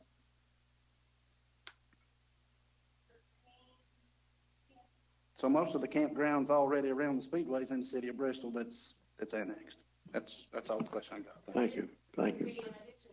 Thanks. Thank you. We'll move on beyond item number 3. Dan, you're recognized. I thought we were going to move on. Go ahead. Yes, I did a little bit of research on it because we got into this. That's why we've stopped, but go ahead. That's why we were talking about the county tax applying in the cities last time. And that's why I looked into it. And the statute seems to me pretty clear that if the cities already have a hotel motel tax, we cannot overlap that. We are limited only to outside the municipalities. So I'm sorry, go ahead. Well, I was going to say she seemed to be concerned that if she's in the city of Bristol, that the county would be imposing a new tax on her. The way I read the statute, that would not be true. Okay. Thank you. Appreciate that, but as I say, I'm embarrassed to have given the commissioner a resolution that was questionable. But I've done a little further research, and we have some experts at state level that say that we have at least one instance in the state of Tennessee where a county has been able to do things that appear to be impossible. So we'll research that. We won't bring you. I think I can go on record saying most everybody in this chamber is against taxes, aren't we? Can I? Do I have any objection? I don't think we do. Let's move on. Angie, go ahead. I just want to clarify something. The reason that this was even spoke of was we have got the property taxes coming up that we are going to have to do for the bond that we just got for the jail. This is one way that we would not be a huge burden on small businesses because I'm a business owner. I own my building. That's a 40% tax that I pay. So we need to look at if you charge someone, and I'm just throwing out there 5% tax for them to stay one night. that tax is paid by your customer, not by the property owners. So this was one way that we were looking at it. There is nothing in concrete. There is nothing that we have even put in the private act. I have sat here and done a lot of research on this, and we can all, I can give you my number and we can sit down and look at how things would positively affect you or negatively affect you. So by no means am I here to be a burden on property owners of businesses, because those are the things that we need, you know, in the county to thrive. Thank you. Moving on to item number 5, before anybody else says anything. No, we'll spend whatever time, and I appreciate the fact that our county attorney brought that to our attention because it's obviously very important. So thank you, Dan. Next up is item number 5, and that would be Commissioner Locke. And Commissioner Locke, I understand that you would like to handle item number 5 tonight, so I'll recognize you at this time. Thank you, Chairman. Last we discussed at work session, the TIF at the West Gate, Stone Gate, new development off Stone Drive. We've got the developer here tonight with us. If you've got any questions for him, as I said last time, you could either call him or call me if you got questions, if you got concerns. I didn't get anything. I know he hadn't got any calls concerning the project. City of Kingsport, I talked to them quite frequently. I talked to city manager today. They're on board with it. They recommend this. And I think it's a good thing that the county government, along with the city government's working together on this to better that location that has been empty for 20 plus years. But Mayor, if we can go in recess, let Danny Karst come up and speak if he wants to. We certainly can. And let me get a second. Commissioner Locke moves adoption. We have proper second from Commissioner Gardner and others. If I can get to page 2, and I will Commissioner Gardner, Commissioner Cross, Commissioner Stidham, Pierce, and Gardner. Okay. Mr. Karst, we're in recess, and we're glad to have you with us tonight. What does that mean? We're in recess? Well, we're in recess. You see, we have to go in recess to have non-commissioned members, but that's not. We don't go out and play, Danny. Okay, I just always love recess. You're thinking about the country version. Yeah. Danny, would you give us your name and address just for our record? My name is Danny Karst, and my wife is here with me, Carla. We live on 1504 Dobbins Drive in Kingsport, Tennessee. Thank you. Yes, sir. One of the things I wanted to do, because we have there's to be 2 readings, is my understanding about this stuff a bit. Actually, Danny, I'll interrupt you. Hunter has moved for adoption tonight to waive the rule and to adopt tonight with 16 votes. So we're actually on the resolution. Oh, okay. Well, and we got Joel here to back you up. Yeah, if you have any questions, the more technical questions, Joel is here to provide those for you all. And but really, it was more just so y'all know. I mean, we spent 4 years ago. We were in there looking, but we couldn't figure it out. Even though it was in the redevelopment zone, everything we looked at, we couldn't make even possibly think, no matter what you all would help us with. And so, we just look forward to. It's a big step, even with help, and we look forward to trying to move forward and get in there and get something done where it's been dark.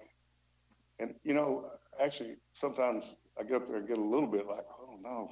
But, the other day I was sitting there thinking, if we get in here and do what we're supposed to do, we turn those lights on and we improve the streets going back out, because a part of what we're talking about doing is going out. A lot of this money is not just spent internally. It's really expenses that would be totally abnormal to any other development. And I've had the opportunity to develop some in Sullivan County. And so this is very extraordinary from anything we've ever done, because we think it has to be just not internal. It has to be a lot out external in order for it to be more welcoming. And so in that regard, I don't have a lot more to comment on, because I don't want to keep you off, because y'all have to really, it's a lot of stuff y'all have to listen to. But if there's any questions that anybody might have for me, I'm more than glad to answer those, or have Joel to come up, or my wife or whatever, to come up and answer those. We'll get them all up there with you. I think Commissioner Vance has a question.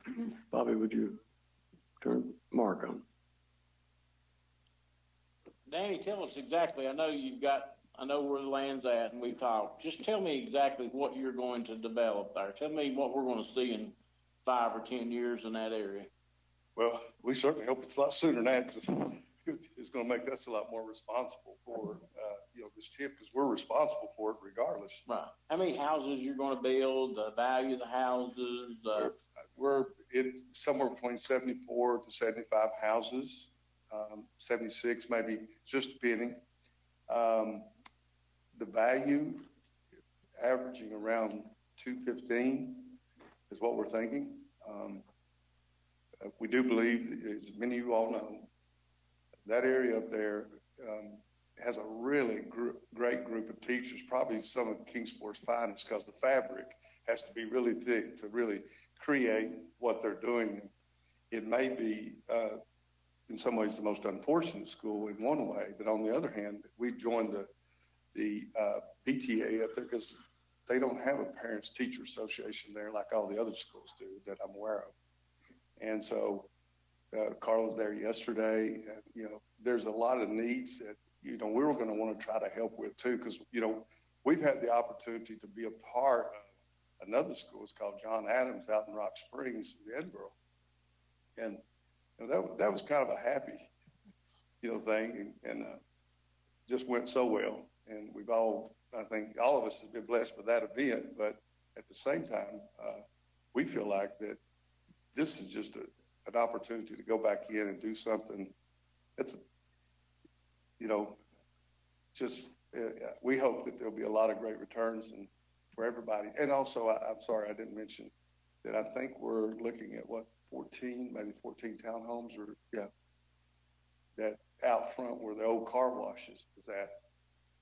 So we need a lot of help and support in doing this, and so far it's been great. Everybody we've talked to, it's been wonderful. Any other question, Mark? I'd like to ask Joel to kind Joel, of would give you come a up? view of the TIF exactly. Sure, be happy to. This is the TIF amendment. Obviously these agreements always require the developer to build what they say they're going to say, what the plan says they're going to build. So it's approximately, as Danny said, approximately 75 single family homes and 14 townhomes, roughly 90 new units there. We're looking at about $18 million or so of appraised value for property tax purposes. This is written as a 15-year TIF with a 35% holdback for the county and the city. What that means is that of the new property taxes being generated on top of the base, because the county always gets the base, in other words, what's being paid now, plus the county also always gets the debt service portion of the tax rate on the new assessment. In addition to those two things, the county also gets 35% of the increments. So basically speaking, that's about $48,000 of new money for the county once this development is built out in, hopefully 2 or 3 years, not 5 or 10.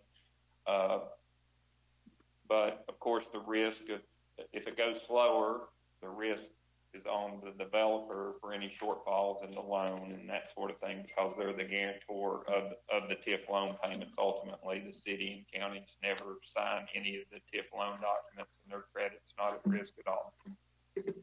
So I hope that's sort of the key terms. Do you have any other questions? No, that's what I've been told. I just wanted to get clarification on the record. Thank you. We have a little list here. Commissioner Morrell, you're recognized. Thank you, Mr. Chairman. First off, Danny, thanks for taking the chance on it, and glad to see something done with that out there. Joel, I guess we've spoken about this before, and I'm on board with this. I think it's something that is certainly an area that needs some help for sure.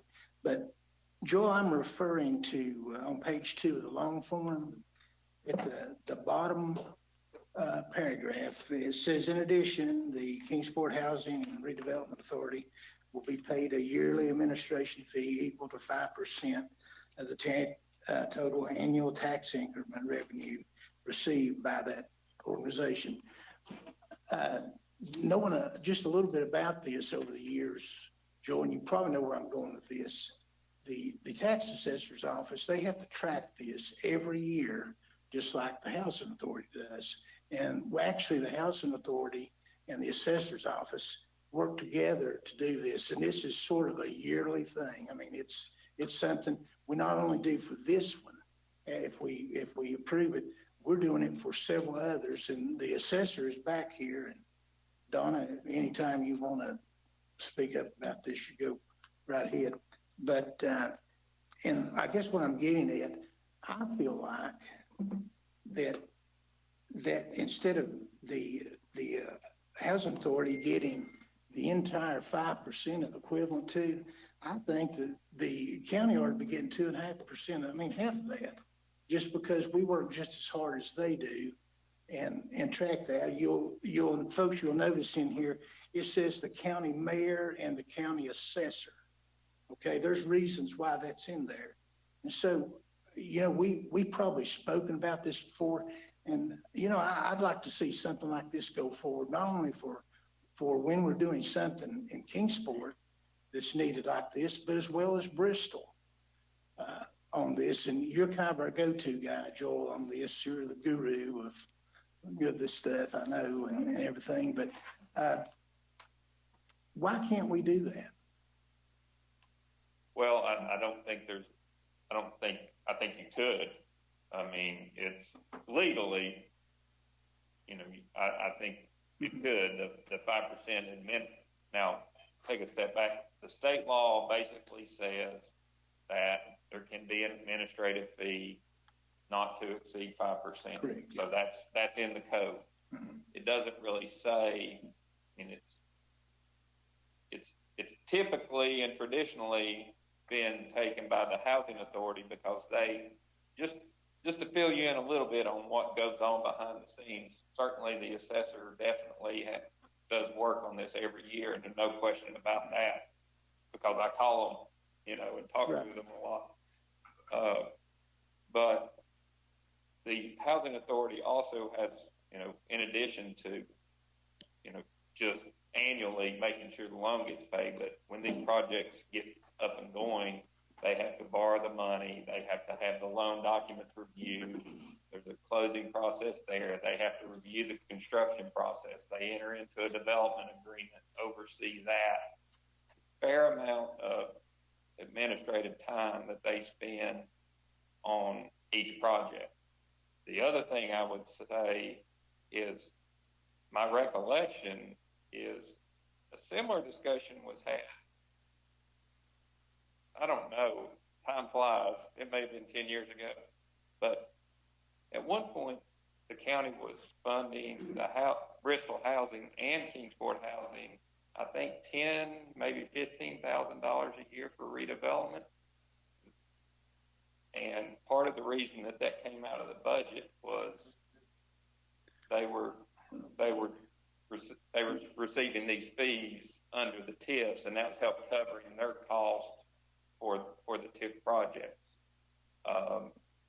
And the other thing about sort of the unseen expenses is you guys only get to see the TIF projects that get this far.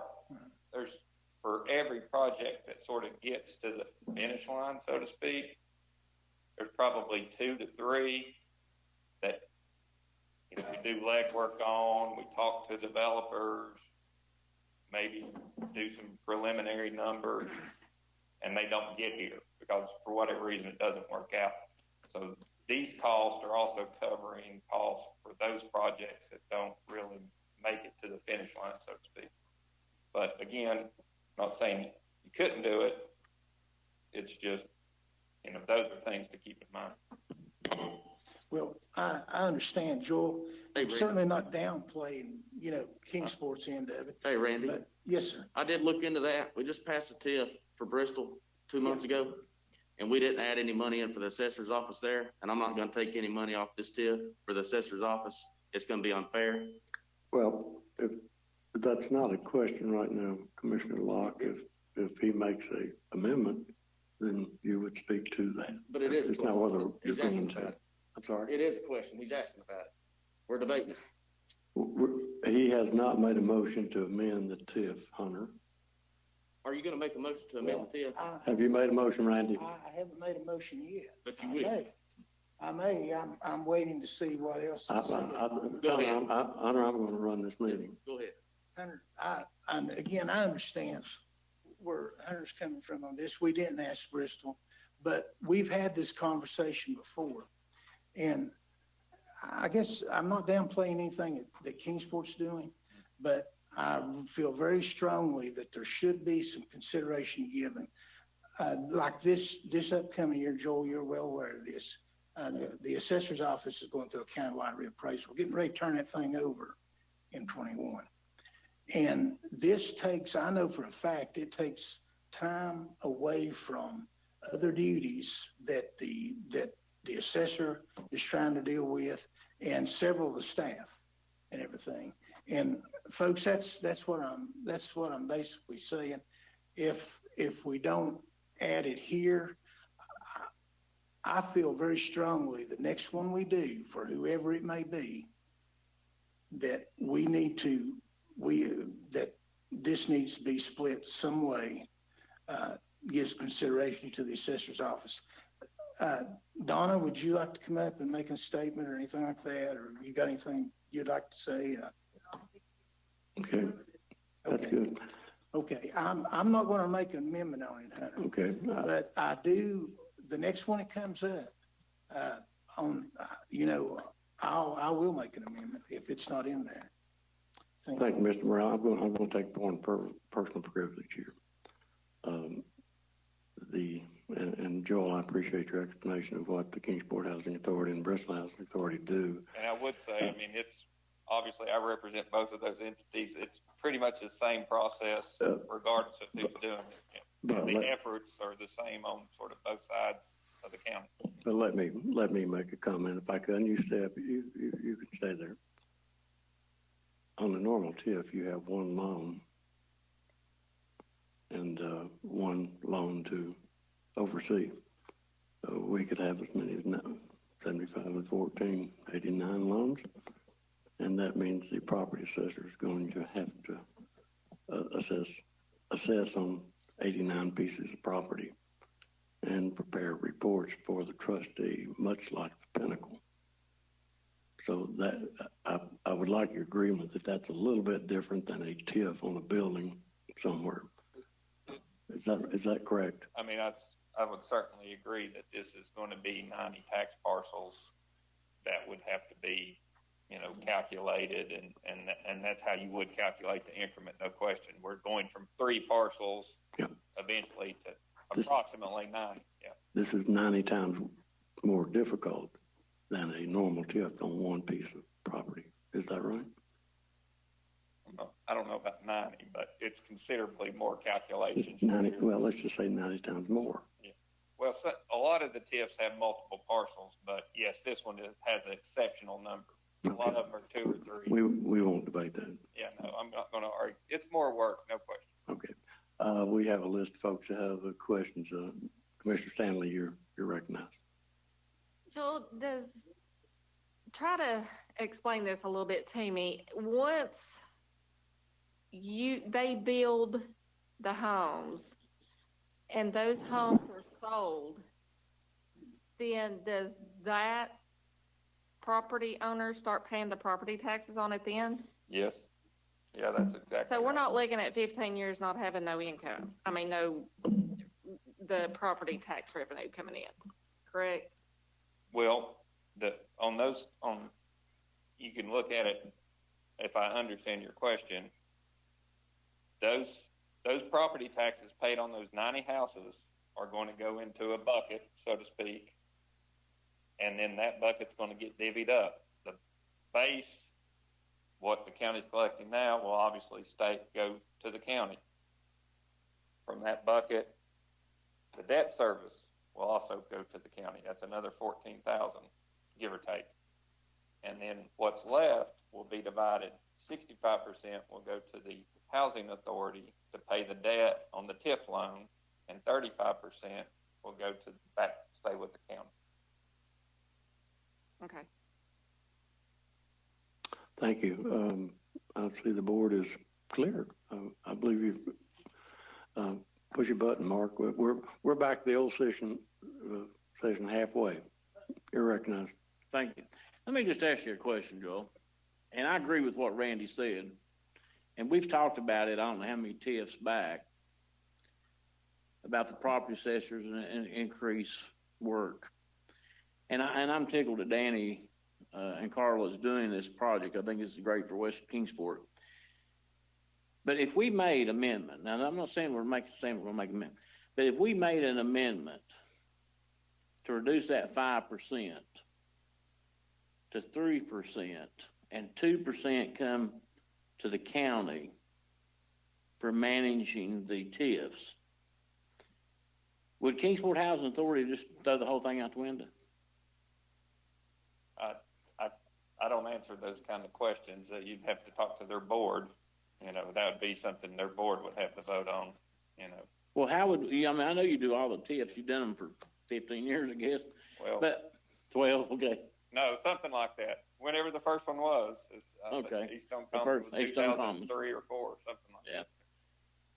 So how would we go to be fair to both upper end, lower end of the county, Bristol Housing Authority, and Kingsport Housing Authority? How would we best to go? Would to go on record stating in the future from this point on that any TIFs that came to us, that they would be an administrative fee that had to be included in?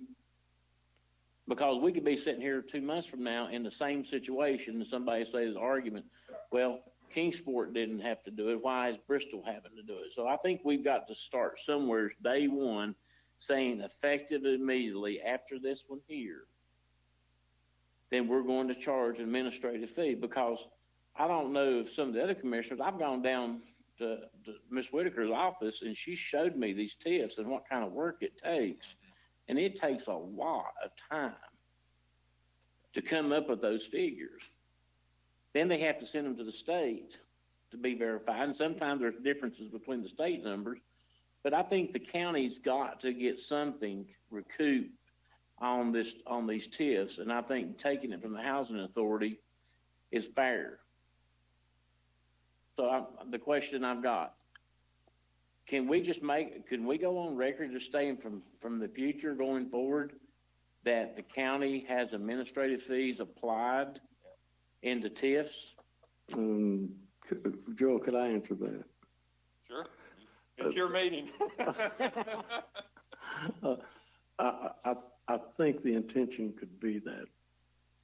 I don't know that it should be part of this TIF, but I agree that the commission could say our intention is to do that. Housing authorities, and we talk to Terry and the Bristol and say, look, there's a cost to us. I think we can do that, Mark. So, because the end of the meeting tonight, can I make a motion at that point? That would be a proper to have you to write a letter to the Bristol and the Kingsport Housing Authority saying, due to the workload, any future TIFs have to be whatever percentage. Well, yeah, I can do that, but it will what that will do is put people like Joel on notice that when I bring it up to you, it's good. I understand the playground. Yes, I'll be happy to do that, and that'll be a proper motion at the right time. I will do that in this meeting because Mr. Bailey and I have talked about that. It's just taking a lot of work for us, and this one here is going to be just atrocious work for them. Thank you.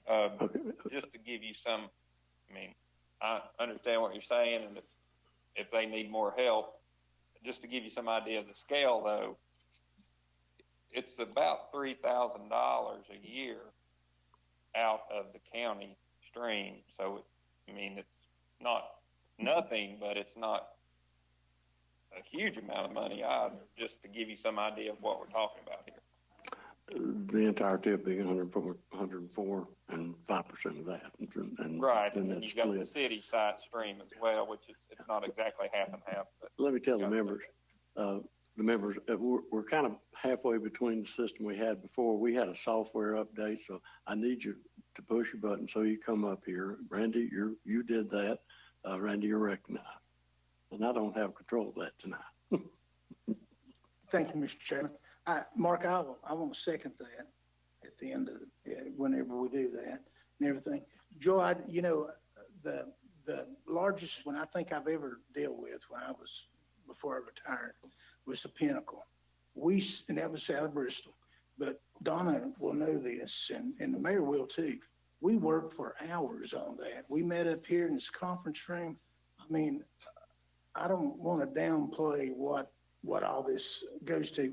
And when you've got several of those going each year, cycling through, that's what I'm talking about, Hunter. I mean, it's nothing, that's what I'm talking about. So anyway, thank you.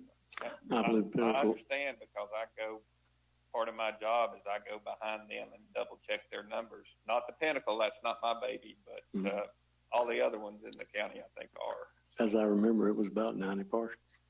So I believe the board's empty, and I believe the sponsor wants to renew his motion for immediate introduction. And Danny, you're recognized. In fact, hearing that, there's been some talk about asking us to reduce or whatever, and I just wanted y'all to be fair. I came in with 20. I was hoping the 25, as I talked to you, the 25% was going to be the holdback, and the 75. And I talked to Joel and talked to a lot of folks, and they said, the typical is about recently, there's been some 100%, but for something like this, it just felt right to stay at the 35. Mm-hmm.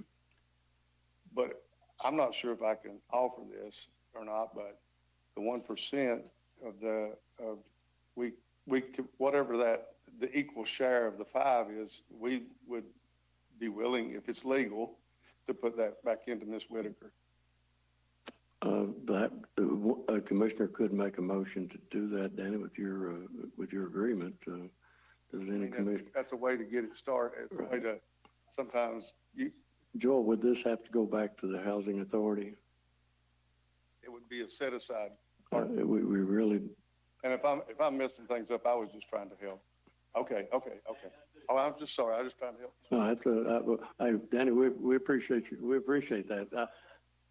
Joel, would that have to go back to housing authority? This has actually happened before. I mean, we have brought TIF amendments to this body, TIF plans, and it's been amended here. Mm-hmm. And it's just like a circle back and have them affirm that they agree with it. Then we just move forward, so it's not some insurmountable obstacle. Well, but it would have to go back to the Housing Authority Board to agree to that. And 1% would be $1,004. I believe we're ready to vote. I believe we're ready to vote. I don't see any desire to on part of the commission to amend this TIF. So the Hunter, Mr. Lockyer, renew your motion for immediate. Don't call for the question, Hunter. If you call for the question, I'll have to vote on that. You don't want to do that, do you? Well, let's just vote. Huh? Let's vote. Are you ready to vote? Yes, sir. Mr. Lockyer renews his motion for the immediate introduction and adoption of item number 5, seconded by Commissioners Crawford, Stidham, Pierce, and Gardner. Any further discussion? Seeing none, we're ready to vote. When the board opens, it requires 16 votes for passage. When the board opens, please cast your vote.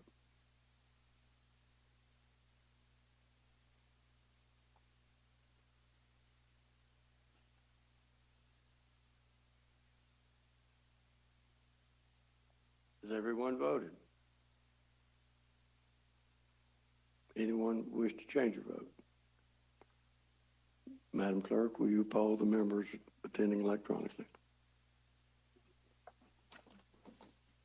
Calton, Yes. Cole, still absent. Hutton. Hutton.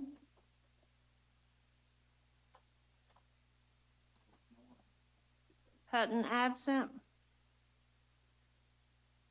Leonard, Yes. Woods, Yes.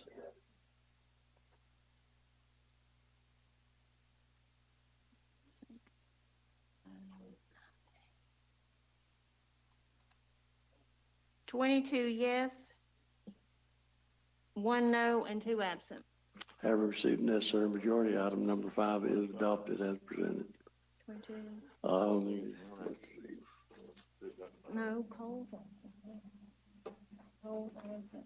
Before I move on to the next, I would like to say to Mr. and Mrs. Karst and to Joel, thank you for coming up tonight.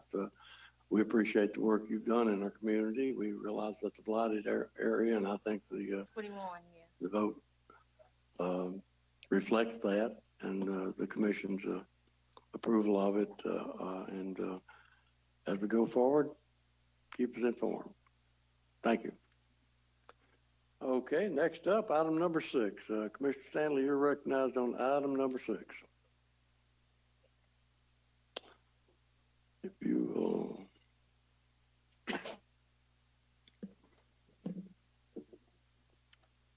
This resolution is to authorize the purchasing agent to enter into a 48-month lease agreement with NCL Government Capital to finance 3 sheriff vehicles. This money is part of the grant that they have to spend by the end of the year. Yeah, and I think Frank is here. If anybody. You've heard the explanation, seconded by Commissioner Stidham, and we have Frank here to answer any questions you might have on the expenditure of a grant. So anybody have any questions of the sponsor or Mr. Horn? Frank, I see your lips moving, but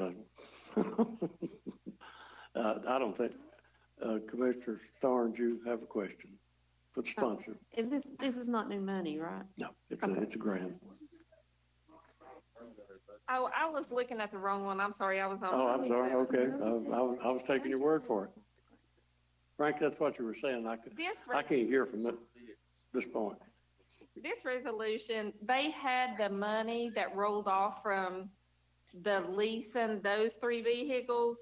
So all they're doing, it's no new money, and they're just purchasing other ones to replace those 3 that rolled off. Okay, now you've heard the motion. And anybody have any questions, sponsor or Frank? Seeing none, you're ready to vote on item number 6. Commissioner Stanley moved for immediate introduction and adoption of item number 6 to waive the rule. So when the board opens, it requires 16 votes for passage. When the board opens, cast your vote on item number 6.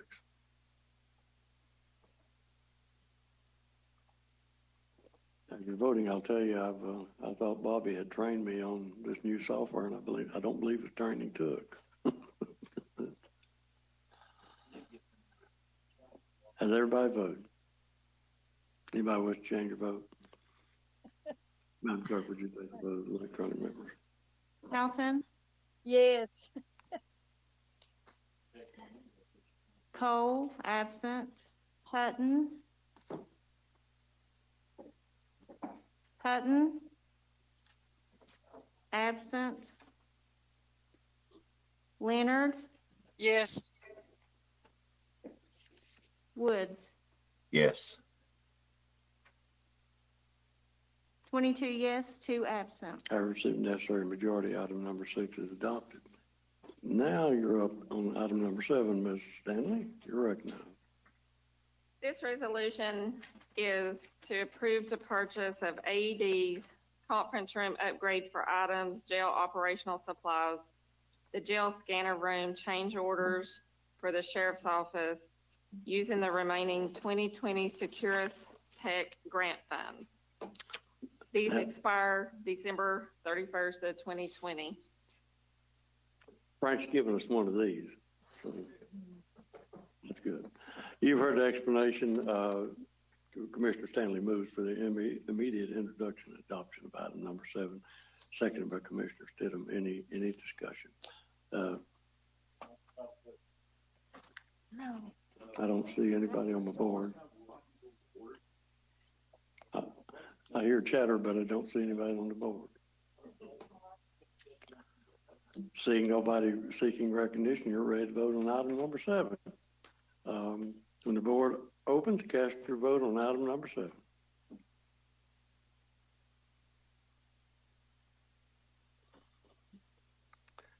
Has everyone voted? Anyone wish to change your vote? Madam Clerk, take the vote for our electronic members and announce the vote. Calton.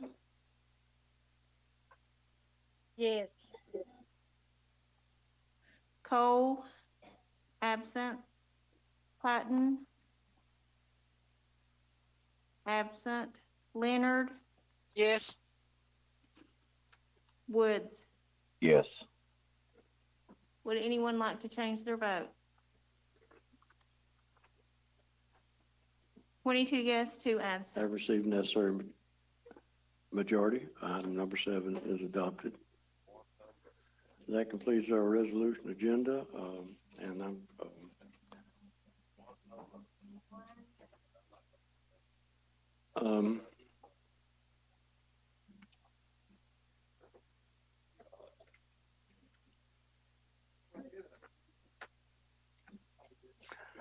y'all ready to go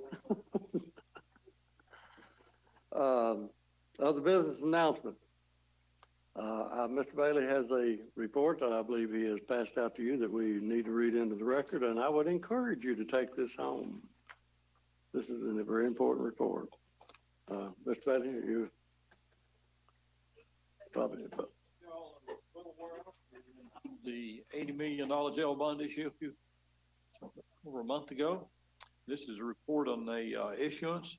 We were able to get a sizable premium on the bond sale, which we worked that back into the requirements and so forth, so that we actually only issued $76,190,000 instead of the $80 million. And because of the premium involved, we applied. We will actually have a little more than $80 million then to spend. That's what we received for that issuance. So that's the report there. The interest rates, how it was, is a little higher than we projected, but we had 6 good bidders, and Robert W. Barrett and Company bid 1.69 average. And so anybody got any questions? Mr. Vance. Yes, sir. When you say the face amount, $76,190,000, how much actual money did we get? We got 81 million. 81 million. Right. Not 80, but 81 million. Yeah. Okay. We owe 76 million. Okay. So you're going to get like an advance premium of 7 million or whatever the difference is, 5 million. We put part of the premium back into reducing it and back into the 76 million.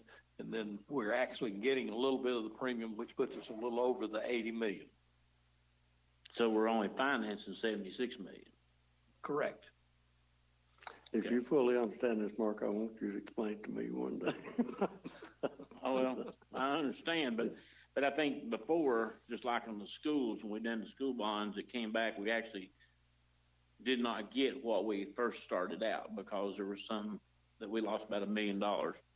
We actually got the $140 million, but the interest rates impacted it, which meant we didn't come out quite as well as we projected. We actually didn't get actual money, that you think. That's what I'm saying on this here. No, we got the actual money. It increased our debt by $1 million more. Okay. We got the extra money. On that debt obligation on number 10, on maturity dates, on the front you say interest cost is 1.7764%. Why are you showing on year 2022 5%? Well, that is why the people paid the premium. They paid the premium so they could reconfigure the principal amounts to be retiring each year and the particular rates of interest that would be paid in that in order to make their sales as they were wishing to do. So they gave us $8 million. They actually gave us $8 million so they could reconfigure the sale and they put different interest rates on those different bonds. But we don't pay that. That's paid off by the premium. So it's amortized out on 1.77? Yes, sir. So the debt payment in 2030 goes from 2.5 to 3.745. Is that correct? So our debt payment's going to continue to go up? They don't change materially over those years.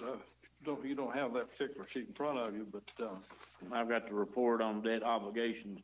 Right. Basically $4.7 million a year is what the total payment we'll be making on that debt. That's interest and penalty. So when we're faced this next year, it's going to be $4.7 million per annum. Yes. This is not an amortization schedule. Well, the way the high interest rate on the front end looks like it is. We pay basically a flat amount each year. We basically pay a flat amount each year, 4.7 million. The dollar amount changes a little bit within each one of those, but I won't be around when it's paid off. But that's what I was hoping for. You're older than me. You're older than me. I'm sorry, Marky. That was just too easy. Yeah. Last guy told me that. He called me the other day after he had his heart transplant. Okay. Can I? Yeah, you're right. Everybody pick on me tonight. Thanksgiving turkeys are out there running around. I guess I'm not. If I can I go into the motion now about the TIFs? Yeah, we're kind of in the open forum. This is Open Microphone Friday on Rush Limbaugh Show. Go ahead. All right. You know, the last TIF we did before this one tonight was in Bristol. So this year we've done 2 TIFs, one in Bristol and we've done one in Kingsport. And I have heard for many, many years, as well as Randy has, that these TIFs are great, but they do impose a lot of extra work on the property assessor's office and the council and budget department and the trustee's office. So I would like to go on record, since there's no TIFs on the table now, that the county commission today, November the 19th, go on record that any future TIFs that's presented, that there will be a fee of up to 2% county administration cost to operate the TIFs. It may not be a whole lot of money, but there's a whole lot of work that we have to do. So I'd make a motion to put a 2% administrative cost fee to any TIFs future going forward that's presented to this county commission. That way the letter can be sent to the Kingsport Housing Authority, also to the Bristol Housing Authority, and to Joel Conkin that writes up all the documents. I think it's only fair to us. We're giving a lot. We're doing a lot of work for those. But that's my motion, Mr. Chairman. You've heard the motion. I have a second from Commissioner Morrell. Any discussion? Seeing none, we're ready to vote. Madam Clerk, you'll need to make a roll call vote on this of the entire roster. So, Madam Clerk, take the vote on the motion. Baker. Yes. Blaylock. Yes. Broughton. Yes. Calton. Yes. Cole. Absent. Crawford. Yes. Cross. Yes. Crosswhite. Yes. Gardner. Yes. George. Yes. Glover. Yes. Parker Road. Yes. Hutton. Absent. Jones. Yes. King. Yes. Leonard. Yes. Bach. Yes. Morrell. Yes. Pierce. Yes. Stanley. Yes. Starnes. Yes. Stidham. Yes. Vance. Yes. Woods. Yes. Would anyone like to change their vote? 22 yes, 2 absent. Have received necessary majority. The motion is adopted. Thank you, Mark. I've got a couple of announcements I need to make. On Monday, November 23rd at 5:30 p.m., the building committee will meet to consider a proposal to purchase land in Blumpville for the construction of a building for the Sullivan County Archives. And as you may remember, there was a fee increase passed. I believe it was the last commission passed a fee increase for that purpose, and the money is in the bank to do that. But the building committee will meet virtually on the Zoom meeting on Monday. On Tuesday, December the 1st at 3 p.m., the Financial Management Committee will meet in the commission room here to have our initial meeting, and as instructed by the private act that we adopted, we will organize the Financial Management Committee under the direction of, I believe the document says Mr. Bailey will act to organize that group. So I have that. And one additional thing, this past week I got a call from a lady that had the misfortune to be in a situation where she had to call Sullivan County EMS and Warriors Path Fire Department to respond to her home. And she's a longtime public servant that served the city of Kingsport in the Department of Safety. And she called me and said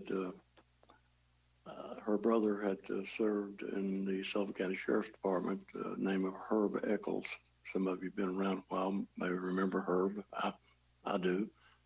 But she said she would like to make a donation to be used for the employees of EMS of $1,000, and that she had intentions in the future of continuing to make donations in memory of her brother, Herb Eccles, his service, and the service that Sullivan County EMS provides her and has provided her, and the Warriors Path Volunteer Fire Department, first responders, whoever's free.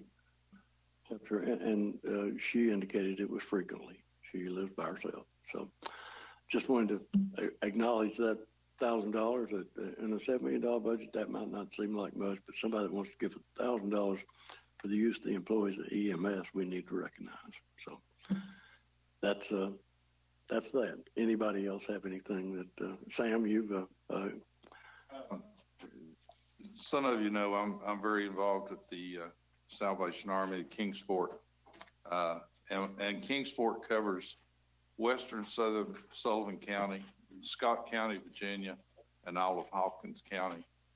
And we're in our bell ringing fundraising. We've got, I think, 800 children, and I'm not sure how many more on the Angel Tree, but reaching out to some different businesses in a new way this year that we've never done before. And I had a meeting yesterday with a business here in Blumpville, and Pizza Plus, from now through Christmas, that's 14 company and 4 franchise stores that are covered.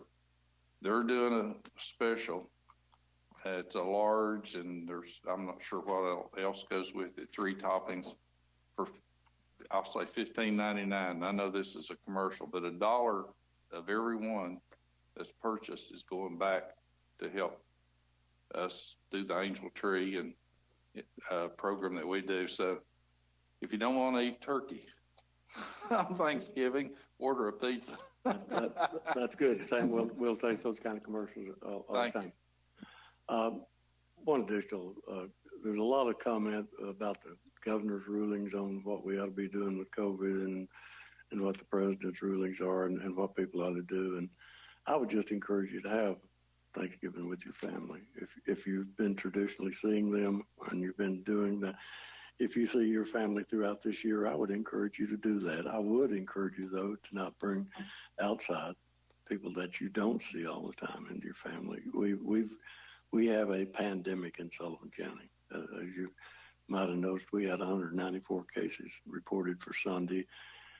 It went down to about 20 the next day, and then it went up to 112. And what you're seeing there is a bunching of reports. When a report comes in, they put them all out. 194 didn't happen on Sunday, but it just got reported. But we're in a pandemic, and please, we're starting public relations campaign this week, funded by COVID money from the state. PR campaign to encourage people to go back to what we were doing in March. I'm not going to issue the stay-at-home order, but I'm going to say stay at home if you can. In my particular case, you're in the courthouse.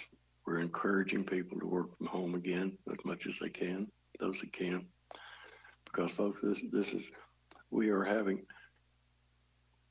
real community spread now. It's not just clusters. It's not the way it started out when we were having 10 a day. We're having community spread. So those of you in business, please enforce the rules. We don't want to go backward, but encourage your family to come have Thanksgiving together. Anything else? I'm sorry, Herschel. Go ahead. I got a question for Frank. Just a real quick question for him. Frank? You didn't think you were going to get by that coming up here, did you, Frank? Yeah, it's about that TIF. No. Frank, where do we stand on the body scanner over to jail? Is all the work completed? Are we ready to move forward with that, or what's going on? The room or the equipment? The whole 9 yards. The room is virtually ready, and the equipment has been installed. They got to have inspections and training on it, but it's, if I had to give you a percent on I'd say 90%. I mean, it's close. It's right there. Okay. It really is, yeah. So you think we'll be ready after the first of the year? I think, I'd say, I'd go on record and say, January 1st might be a good target date. The reason I asked you that question is to do this follow-up. We had an election a few weeks ago, and I want to thank all the voters, first of all, for voting, but especially want to thank all the voters that voted for the liquor by the drink in the county.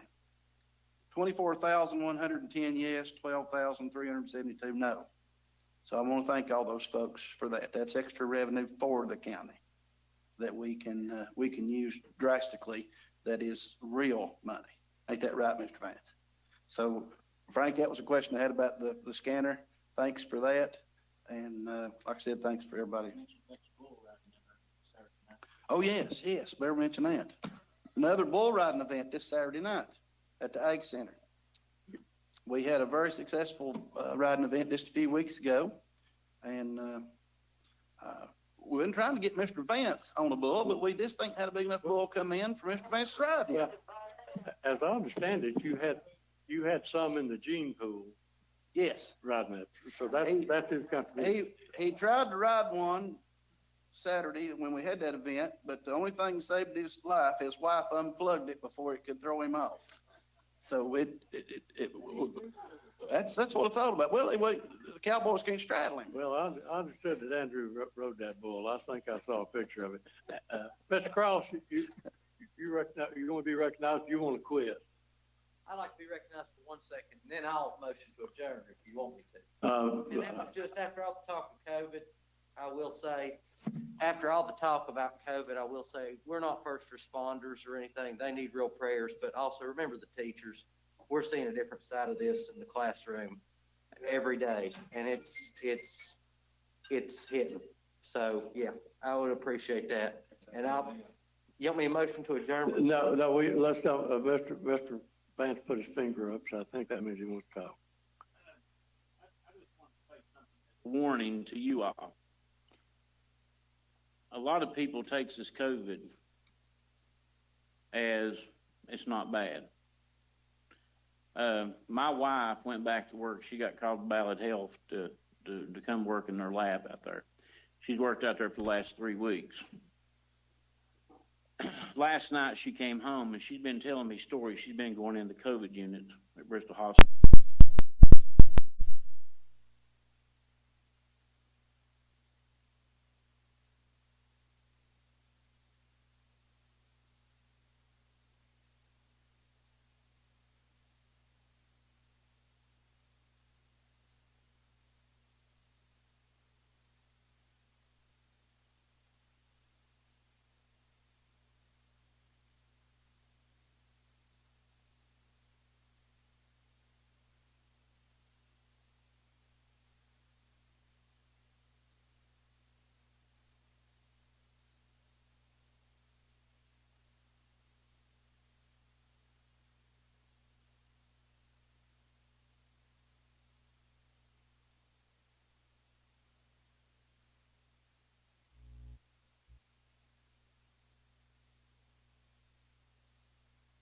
Is bad. Some people do very well. My wife said when she walks through the COVID floor, there'll be people sitting on the side of their bed, like me and her, looks perfectly fine, wanting to get out of the hospital. Then you've got people that are young that you wouldn't think that would have any medical problems whatsoever, sitting there fighting for their life, and we're seeing a lot of deaths. She come on one night and said there's 57 deaths was reported just in one day in Ballot Health. So I know you hear a lot of stuff, this is hoax and all that stuff, but I wanted to share that information to you all. Take care of yourself, take care of your family, take care of your children. Take it very serious. It's a lot serious than I would have thought myself. But just hearing the stories from my wife, and I wanted to share that with you. I mean, it may save one of your all's life to think about it. A good friend of mine, a realtor in Bristol, I called her up 2 days ago.